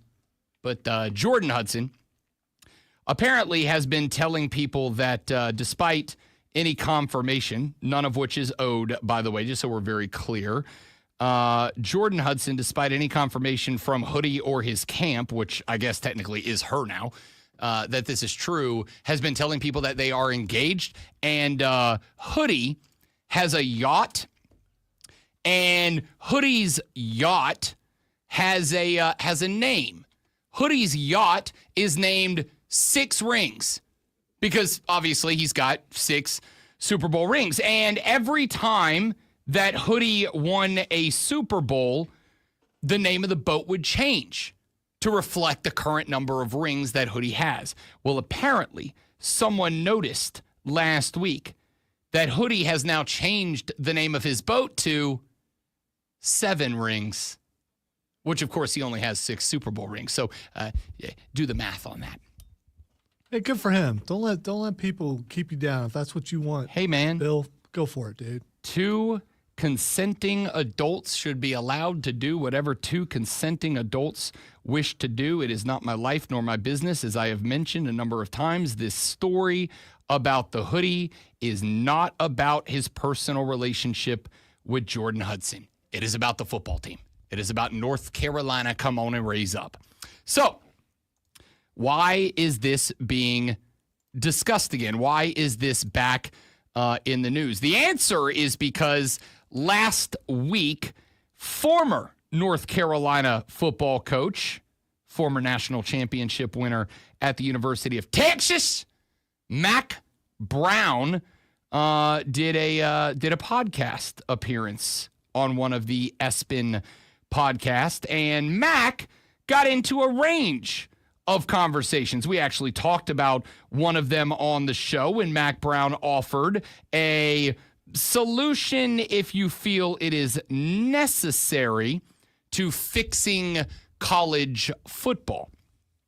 Well, Mack Brown, because of course, if you're going to have Mack Brown on after what happened, his departure at UNC, which was, and I'm air quoting this so hard I'm going to sprain a finger, voluntary, which of course was UNC going, hey, Mack, listen, we're going to move on, but if you would like to keep your reputation, you can say that you're stepping aside.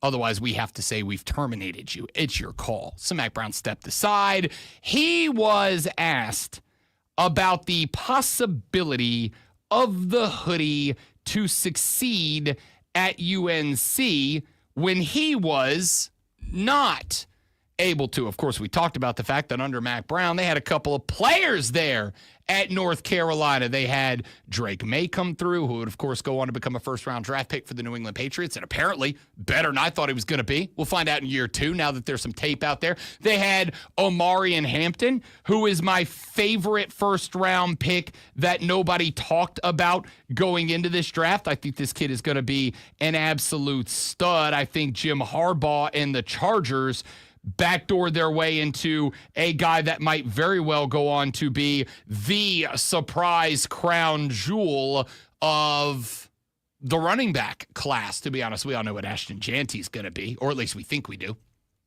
I think Omarion Hampton is going to be right there in the mix with Ashton Jeanty as this dude could theoretically change the future of a franchise.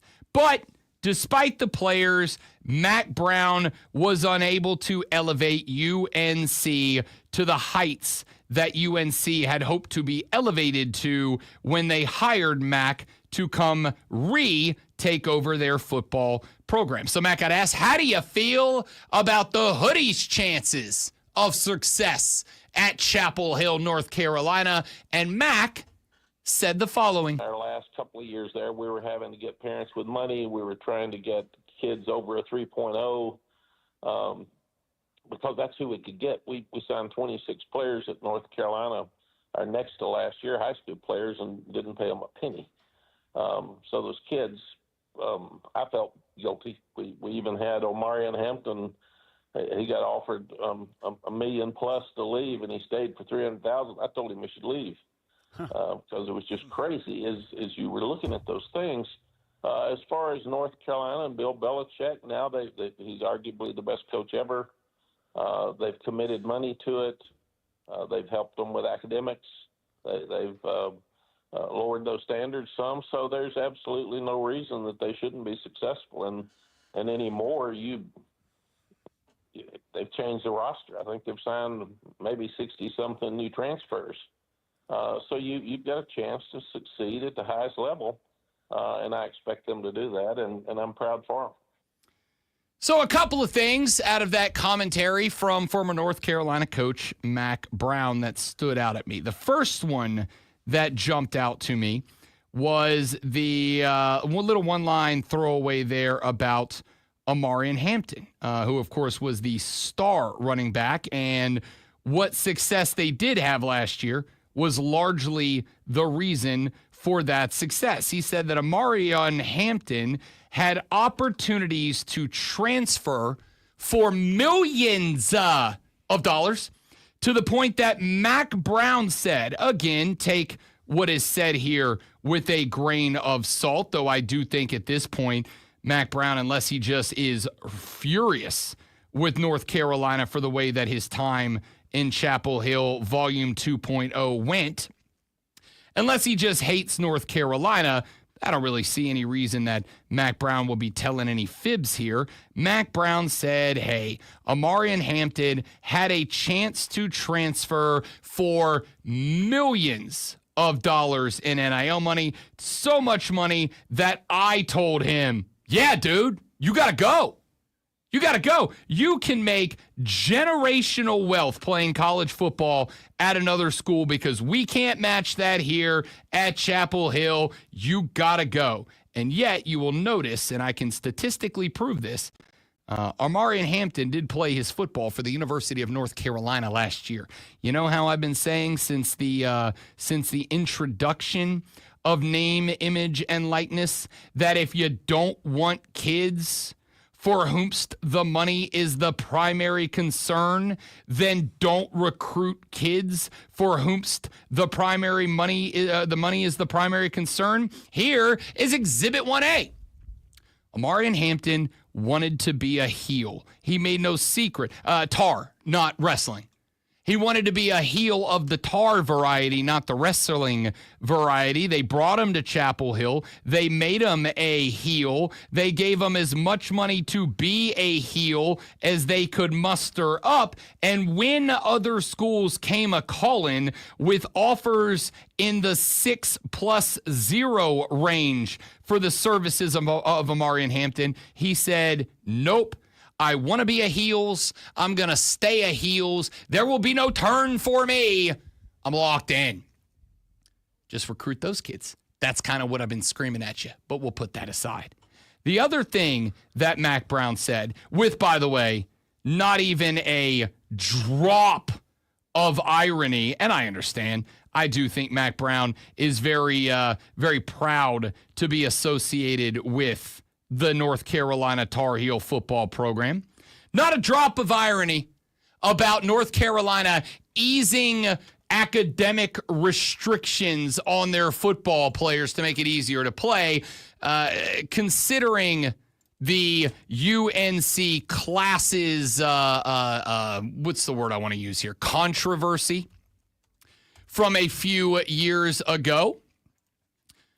I find that hilarious. You'll remember the academic athletics scandal, which stemmed from irregularities in a number of classes that football players were taking, including numerous independent study courses that did not have proper adherence to university procedures and zero to very little faculty oversight. Effectively, they allowed football players to take classes that weren't classes, were not supervised as classes, basically just had football players not do anything and label them as taking classes. So for them to say they are easing academic restrictions is, what's the word I'm looking for here? Hilariously ironic. So what college football players have done throughout time. Yeah, pretty much. Yeah. Pretty much. It's just that if you do the thing that everybody else is doing, but you're the school, entity that gets caught doing the thing, yes, everybody's going to make fun of you, even if it is well known that you've done the thing. You're going to get busted up on, right? So anyway, by the way, that academic controversy at UNC was dated 15 years. North Carolina had been allowing athletes to take classes that weren't classes with teachers who weren't teachers and professors who weren't professors. Blah, blah, blah. Put that to the side. Max says UNC has gone out of their way to make it possible for Bill Belichick to succeed, up to and including easing the academic requirements of students. Max says, when we recruited, we had to recruit a couple of criteria. First off, we had to try to recruit parents, kids of parents who had money. This is one of those times that when we say there are socioeconomic realities in the world that may be uncomfortable and it's sometimes even controversial to discuss, they are still real. If Mack Brown is telling the truth, this is one of those times. If you wanted to go play football at North Carolina, Mack Brown has just said it was easier for us to get you in there and on the radar if we knew that mom and dad had some money. Because if mom and dad had some money, it was more likely they would put that money into the program. Whether it was to the booster or the NIL collective or whatever, we tried to get kids who came from financially wealthy backgrounds. The second thing is, he said, we tried to recruit kids who had a 3.0 grade average or better. So it is, I think, a fair guess to assume that the academic requirements at UNC are likely dropped to like a 2.75, maybe a 2.5, means you don't really have to be a B+ student anymore. You can be an average C student, and North Carolina will now take you to their rigorous academic institution. I say all of that to say this. I am now even more interested. I was already interested to see what this year one, although I would be willing to wait until year 2 to pass judgment. I do not think that, I don't really think we wait for year 3 to pass judgment on college coaches anymore, right? Used to be you waited till year 3. Year 3 was the first year that you knew that their guys that they recruited and brought in were going to be the primary guys on the roster. So year 3 was when you got a real indication to, does their culture, does their recruiting philosophy work, and can they take their guys, put them into the field, and execute and succeed? Now I think it's year 2. I think you get, especially when you come in during the offseason, you get 1 year to work the portal. You get 1 year to work NIL and get your fan base excited and put money into the program. You get 1 year to take the majority of kids off of the last guy's roster and either get them to transfer out or to ingratiate them into your school, your team, your program, whatever. I was already interested because I've said a couple of times, if the hoodie shows up and the hoodie running the North Carolina football program like an NFL team, assuming that's what he's going to do, and I think we've got a pretty good indication already that's what he's going to do. If the hoodie shows up and he runs a college football program like an NFL team, and if that college football program succeeds, and again, I think it is fair to call our shot now. What do we consider successful or unsuccessful? What is the ceiling? What is the floor of realistic and reasonable expectations? We have already once, we won't spend an entire segment doing it, but we've looked at the UNC football schedule for 2025.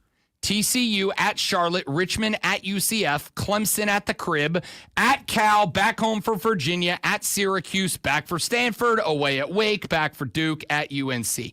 This is really interesting, great one. UNC has 0 consecutive home or away games. Every week it alternates home away, home away, home away, home away, home away, all the way through their regular season schedule. I think it is fair with the TCU, Charlotte, Richmond, etc. I think it is fair to say a 7-5 season is a baseline expectation for North Carolina under Bill Belichick. With the amount of money that has come in, with the easing of academic restrictions, assuming Matt Brown is telling the truth, with the money that is going to come in just from people, much like when Coach Prime got to Colorado, being super hyped about a, fair not to use the word, celebrity head coach. I think a 7-5 season in the ACC this year is a reasonable expectation. If they reach that mark or surpass it, then I would not be shocked to see a lot of college programs moving forward start to look to the NFL ranks for their next head coach. Come down and run our semi-professional football club like a full-fledged NFL team, and we will pay you well in favor of doing it. But if the hoodie fails to make those marks after UNC has eased, again, according to Mac Brown, their restrictions on getting UNC football players, maybe that philosophy dies in year one. See, that's the thing. I think it's interesting if it's successful or if it fails. If it's somewhere in the middle, then we'll have to play a waiting game. I think so. And I think that's part of the reason. And more than likely, it's going to be somewhere in the middle. Unless it is just an unabstract, just an unmitigated disaster. If they go 2-10, and again, this is an NIL transfer portal era. It wouldn't have been this way in 2002. But in this era, if they go way below expectations, if they go 2-10, then I think we go, nope, this is not going to work. At least not under hoodie. This is not going to work. If they go 10-2, I think a lot of teams start clamoring to go get old NFL coaches and bring them out of retirement, or maybe even start, poaching coordinators of the NFL to come down and run the team. All right, take the middle out of it. Which is more likely to you, in your opinion, them going 10-2 or 2-10? 2-10. 2-10. I've already told you, I think this is going to be an unmitigated disaster. Yeah, I don't think so. I think he's going to be vying for the ACC championship. So we'll see. We will see. As Lonzo said, and I agree with this 93% of the time, the truth is probably somewhere in the middle. We will probably end this year without, much like we did with Deion, without a definitive, this is good or this is bad, this is working or this is not working. I think it's probably going to take 2 years to figure it out. But Mac Brown is now on the record saying North Carolina has eased their restrictions for football players to help Bill succeed, which to me means he's got even less time to prove himself. Back after this on the Rob Brown Show in the Fan Upstate.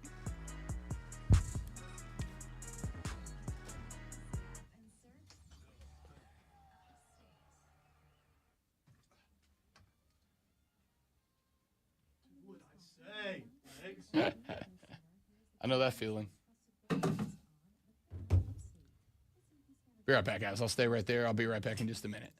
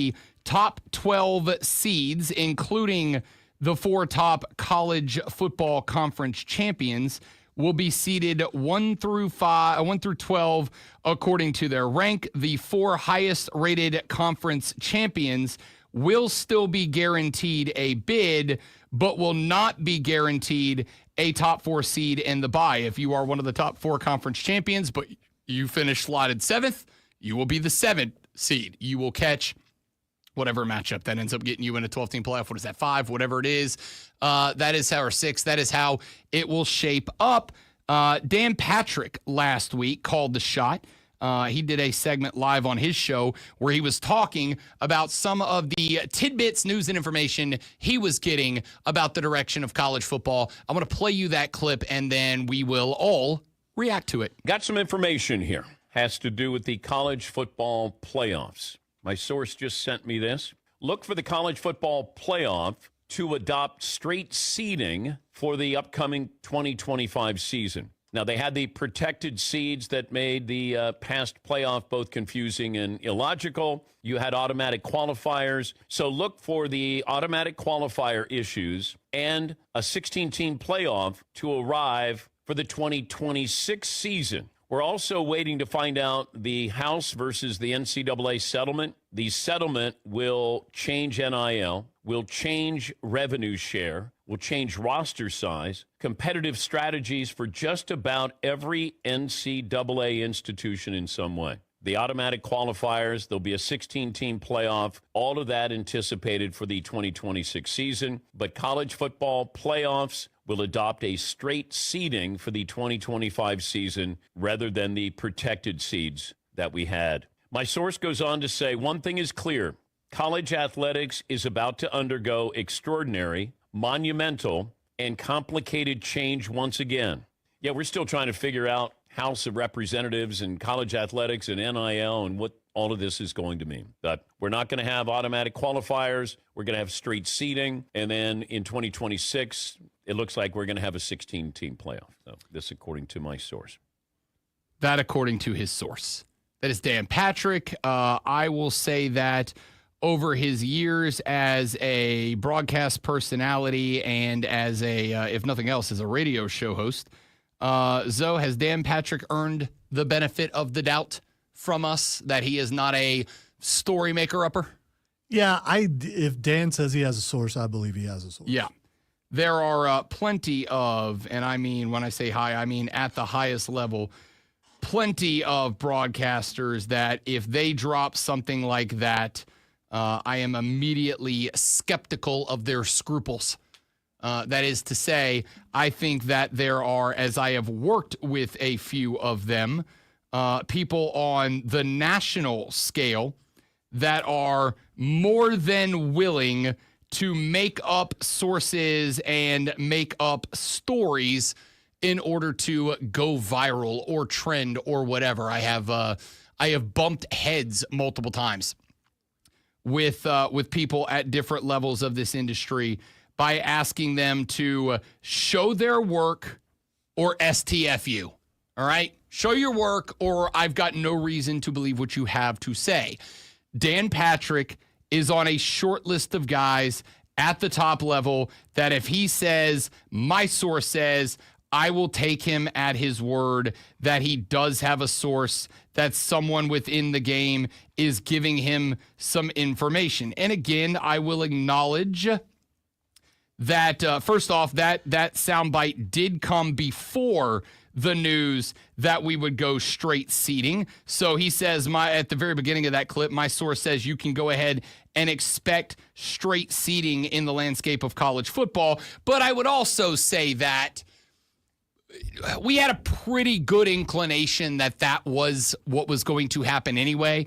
I don't think that necessarily caught anybody by surprise. So while I am not accusing Dano of this, I have no doubt that there were a number of hosts around the country who on Thursday and Friday of last week said, oh, my source says we are going straight seeding because, hey, that's what the smoke in the air said was going to happen. And if you say the thing most likely to happen is going to happen, and claim that you had inside sources telling you that the most likely outcome was going to happen, it's tough for people to push back and go, you didn't have a source, dude.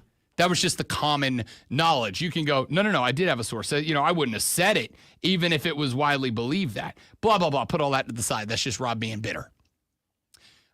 He goes on to say that he expects, his source does, that we will see a 16-team playoff next season. There was a thought that we would likely see a 12-team playoff that would run through the end of the current TV rights deal with the 4-letter that would keep it as a 12-team playoff moving forward, and that 16 would be sometime off in the distance.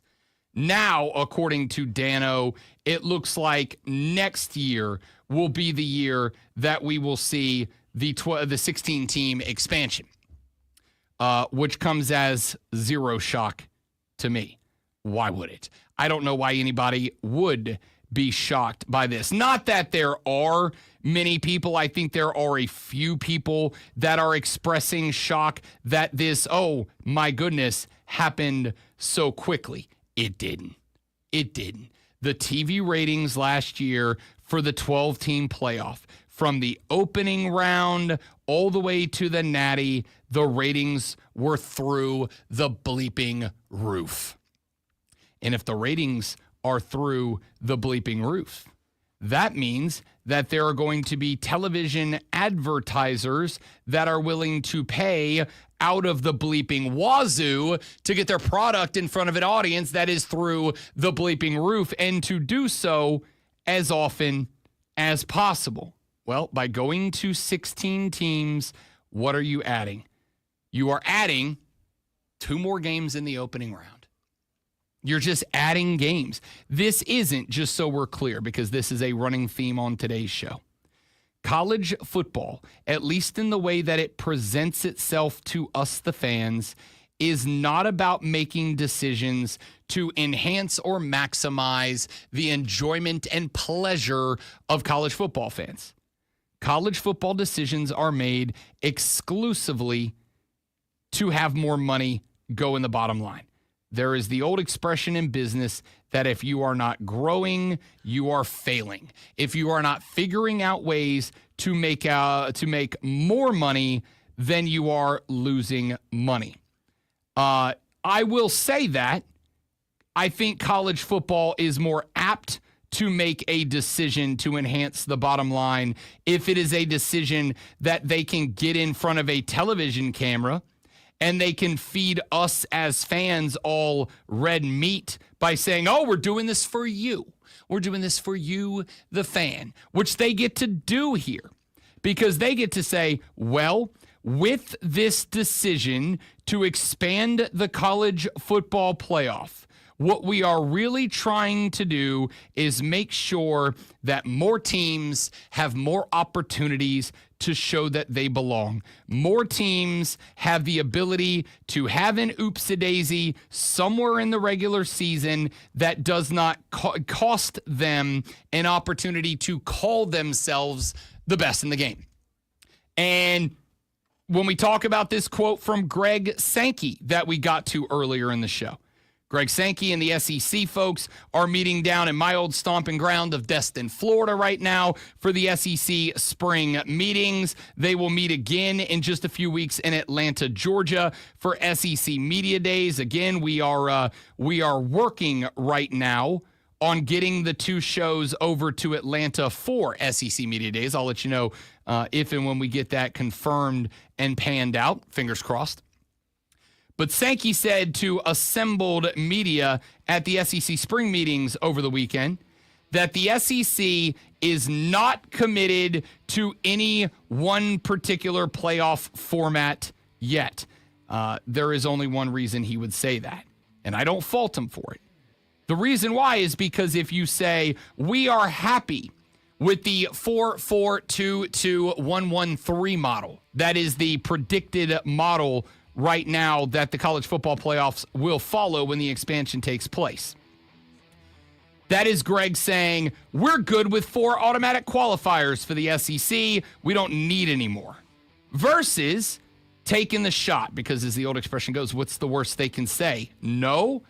Of the next time the CFP meets, after the 16-team expansion is approved, and according to Dan O'Patrick, it will be. If he doesn't commit to anything now, he can go into those meetings and go, hey, yo, we would like 5. You gave us 4, that's great, but we got the gold, therefore we make the rules. We want 5. Make it a 5-5-1-1-1. Take 2 of the at-larges, give 1 to the Big Ten, 1 to the SEC. Everybody else can fight for 1. And the thing is, with all the money and power, he might have the ability to pull that off. So you don't agree to a damn thing now so that you have negotiating leverage when that comes around. That's all this is about. Back after this on the Rob Brown Show on the Fan Upstate.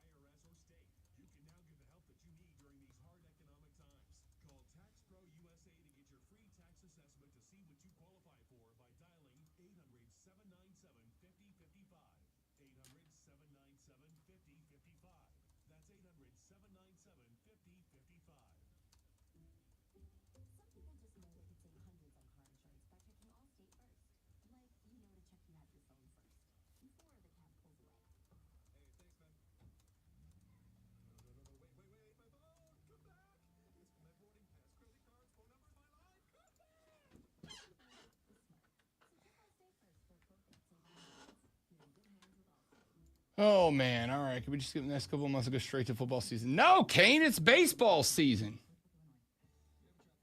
You're not taking my baseball season away from me. You might as well just get hooked on baseball, baby, because the Rob Brown Sports Talk Show is an all the sports talk show. We're not one of these shows that talks about the color of a sock in July because we have nothing else to talk about. We got plenty else to talk about. It's not July, though, so, I mean, you know, socks could become relevant. Well, we still got basketball and hockey now. We got about 3 more weeks of basketball and hockey, and then even that's over. I worked with a guy one time. I think I've told this story before, but I worked with a guy who did a college, actually not even college football, an SEC college football show. That's all he talked about. And this dude, Alonzo, this dude would do every year, starting with 100 days out from college football, he would do his show. If there was 98 days till college football, he would say, who was the best player to ever wear number 98? And that would be his entire 3-hour show. And then the next day he'd come back and he would do it again with number 97. And he would do that every day from 100 days out or from 99 days out until college football starts. Sponsored by Sesame Street. Yeah, pretty much. On the live stream, Kane said, can we just skip the next couple of months and go straight into football season? Ladies and gentlemen, dudes and dudettes, Rob Brown's a football guy. You know that. I'm a football guy. I know ball. I love ball. I'm a football guy. The answer, Kane, lovingly and respectfully, is not just no, but hell no. Because the NBA playoffs are great. Right? I mean, great right now. Last night, the Thunder take a 3-1 series lead over the Minnesota Timberwolves. They were going into that game, they were minus 1,200 to win that series. The Timberwolves were like plus 790 to win the series. So as sports wagertainment is legal in the great state of Florida, Rob Brown did indeed drop a little dime. Not much, just a little beer money bet on the Timberwolves to win that series at plus 750. Because if they won last night with a game at the crib upcoming, that was a good shot. The NBA playoffs are fantastic. Very, very disappointed that New York came back and won a game. New York did come back and won a Yeah, game. because I wanted a sweep. I just wanted them out of there. And you could hear the overnight show, the excitement about them winning the one game. Oh, they're back. They're going to win the whole thing now. It's just so I want them to go away so I can hear the sadness because I'm mean, I guess. A little bit, but we get it. We get it. You're an old school fan. No, Colonel Grudges. Yes, I know. Well, Colonel Grudges for real. I will always hate the Knicks, so I just want them to lose. The NBA playoffs are legit right now, even with two series having one team pushed to the elimination brink in a gentleman's sweep on the docket. The NBA Finals are just going to be that much better. And, of course, the NHL Stanley Cup playoffs are fantastic as well. Over in the West right now, Edmonton leads Dallas 2-1, minus 165 to win that series. And then over in the East, obviously, Florida leads the Carolina Hurricanes 3-1. They're just a better team. And I said coming into this series, Florida is a better team. That is not talent on paper, a better team. What Carolina has going for them is that twofold. Number one, honestly, I think they're a better coached team, and I think there's something to be said for that. And number two, I think I hate to be this guy because I'm not sports cliche guy. In fact, I actively avoid sports cliches if possible. But Carolina's got a special group of dudes, man. Like, they have a chemistry that you can't just make happen. Like, it's chemistry that just has to happen. You got to have the right mix of dudes under the right coach at the right time, playing the right way to get it. And they have that. The problem is, so do the Florida Panthers. And the difference is Florida's dudes in the locker room and the organic chemistry that they've built is a direct translation to what happens on the ice. On the flip side, Carolina has, as proven in this series, despite the fact that New Jersey couldn't get it out of them, they win that series 4-1. Washington, a team of destiny, as I heard them called by a couple of my hockey buddies on the net. Washington tried to crack the code for the Canes, and they couldn't do it. Carolina wins that series 4-1. Florida has a special group of dudes, too. Florida's got a special group of bros playing hockey, and it translates directly to what it is that they are doing on the ice. And it has been a problem for Carolina so far. They do get the win last night, 3-0. They blank Florida for the first time in this series. What do you want me to say? I mean, they get the mid-game goal about 10 minutes into the second period. They get a couple of empty netters to make it look a little prettier than a true 1-0 scoreline from last night.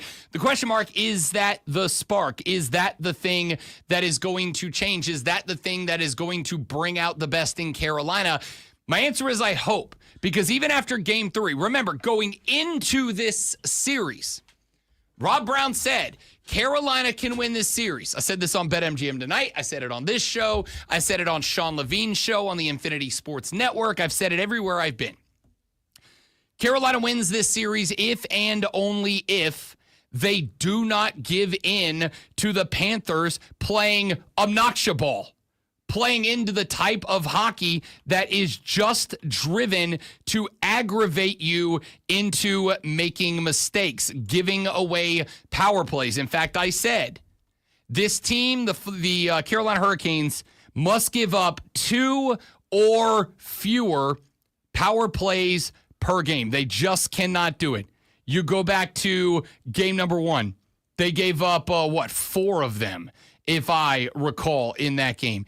You go to game number 2. They got beat 5-0 in that game. They got absolutely waxed in that game. They gave up 3.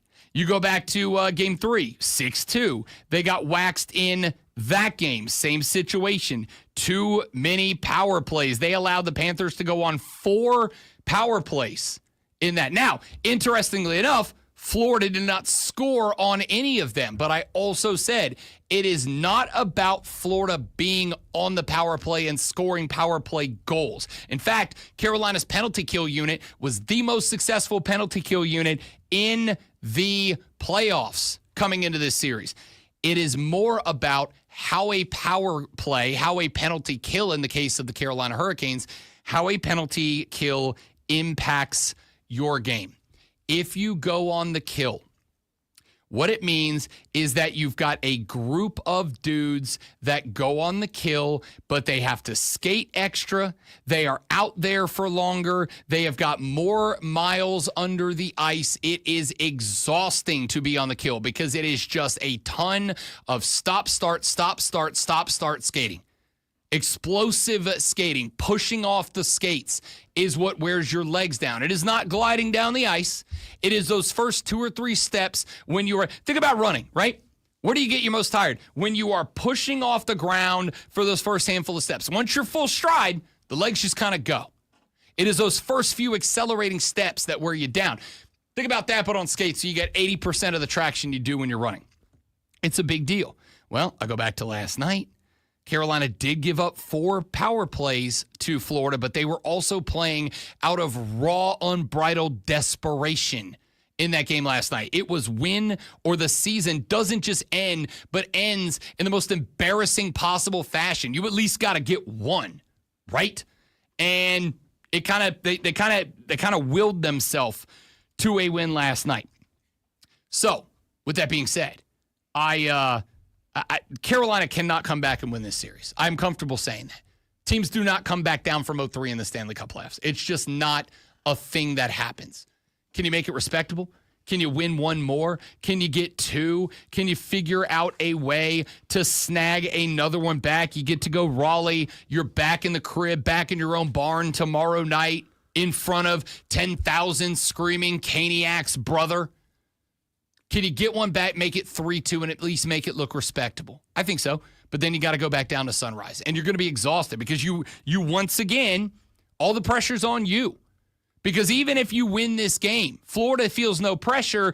They get to go back to Sunrise for Game 6 in an elimination game. They get to play in their own barn for Game 6. There's no pressure unless they lose 3 consecutive games, which, realistically speaking, isn't going to happen.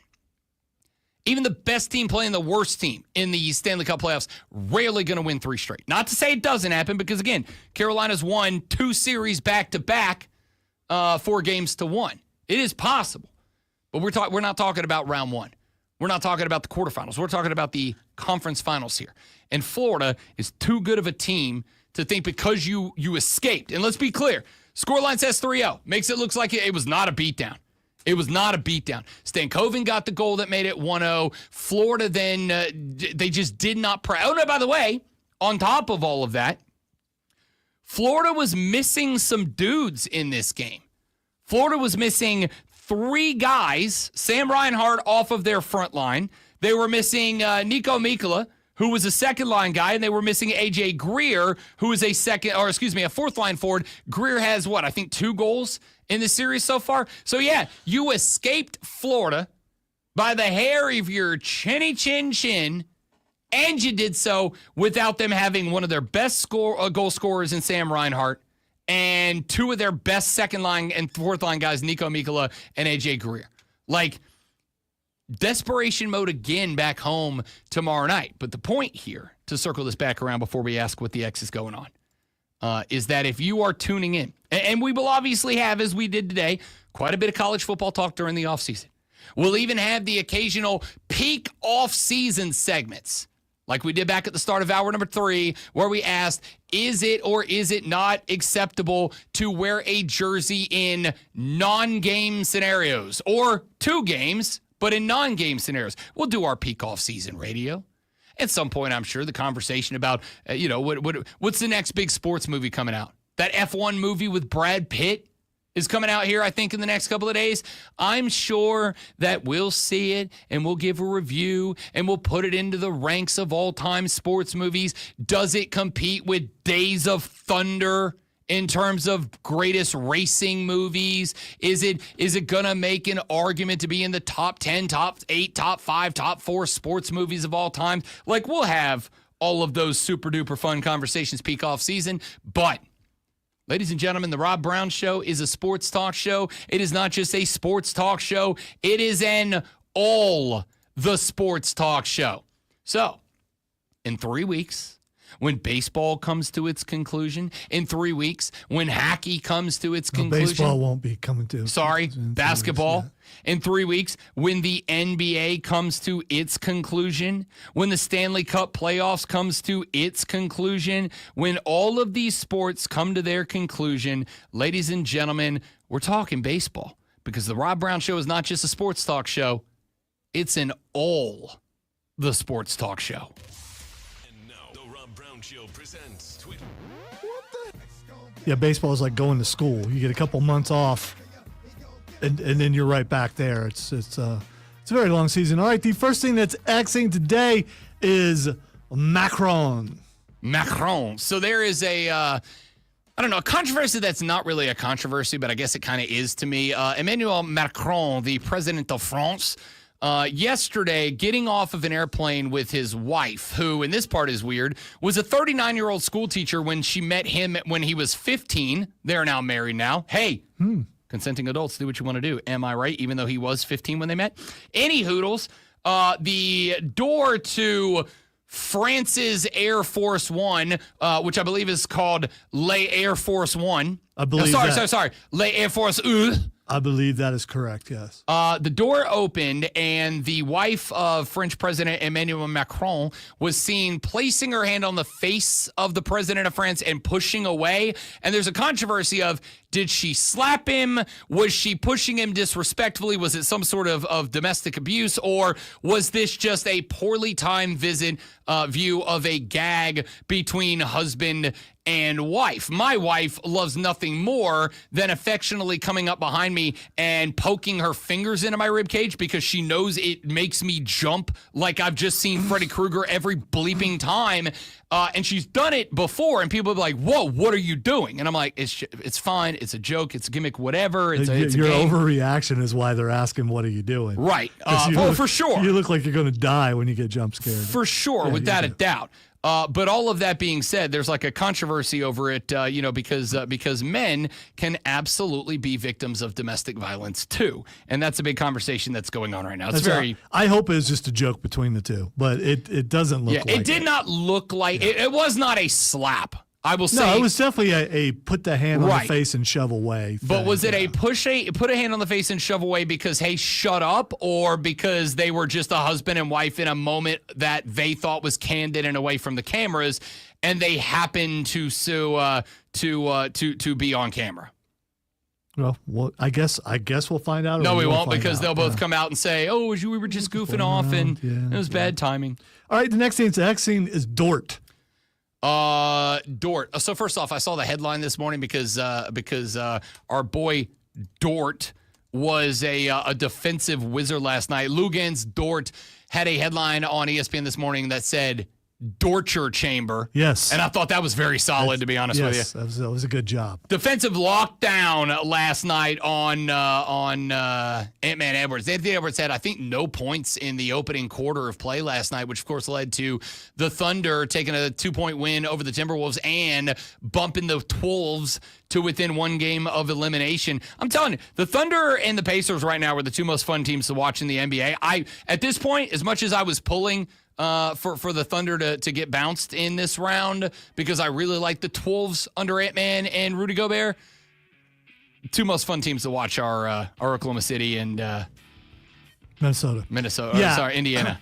Oh, yeah. The Sirs. Yeah. Okay, all right. Finally, Mark Ruffalo is Xing. Mark Ruffalo is Xing. He's got a new movie coming out, doesn't he? Well, where he's not the Hulk? The rumor is he's going to be in Spider-Man. I'm in. I think we're at a point now where we are going to have to start seeing some more crossovers because they got some big projects next up on the line. Whatever. We're like 2 weeks from the Fantastic Four, and it's all I care about. And Superman. They're all I care about. I'm kind of getting excited about Superman. I'm not going to lie. I think they might have got this one right. Well done, James Gunn. I'll save that. Have a great day, everybody. Thanks for being here. I hope you enjoyed the show. If you didn't, you got bad taste in radio. Come back tomorrow, and we'll do it all over again, but better on the Rob Brown Show on the Fan Upstate. Later. Now, what do you know? We got a couple haters.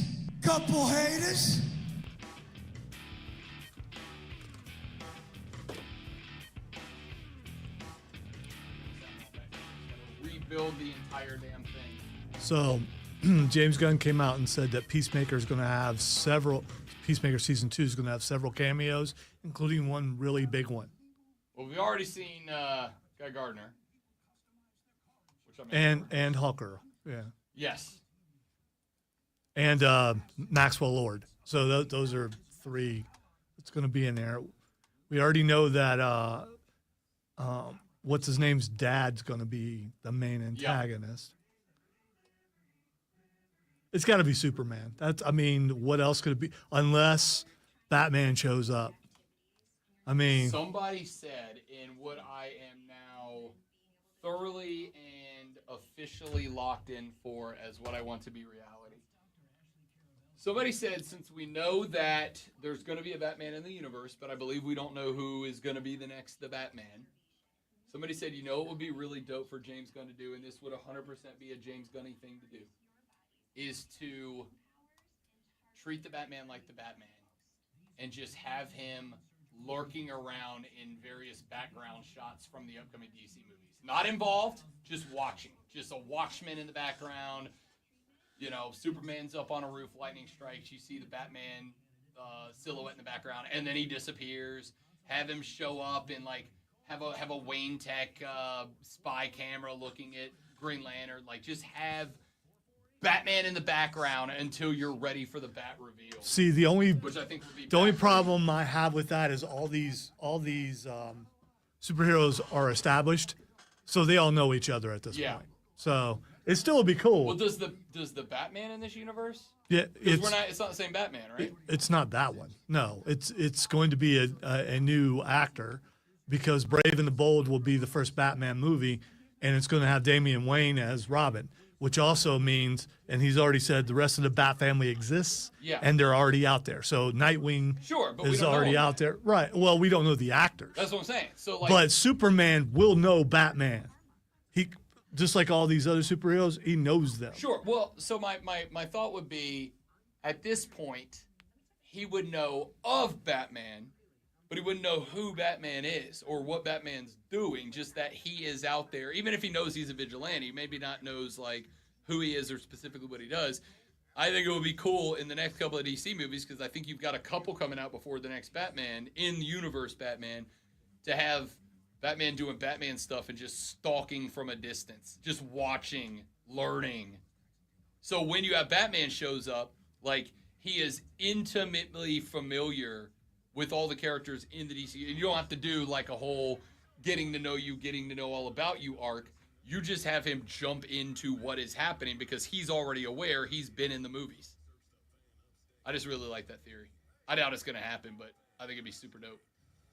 Plus, how excited do you get if the final scene of Superman is him up on the roof with Lois Lane and they're making out in a rainstorm, and you see the Batman silhouette, but not like you see the ears, you see the shape, but you don't get to see the. Oh yeah, the new I'm costume sure and all something that. like that will Yeah. happen.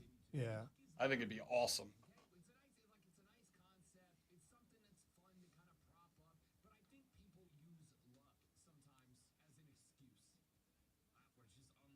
You caught up on anything wrestling?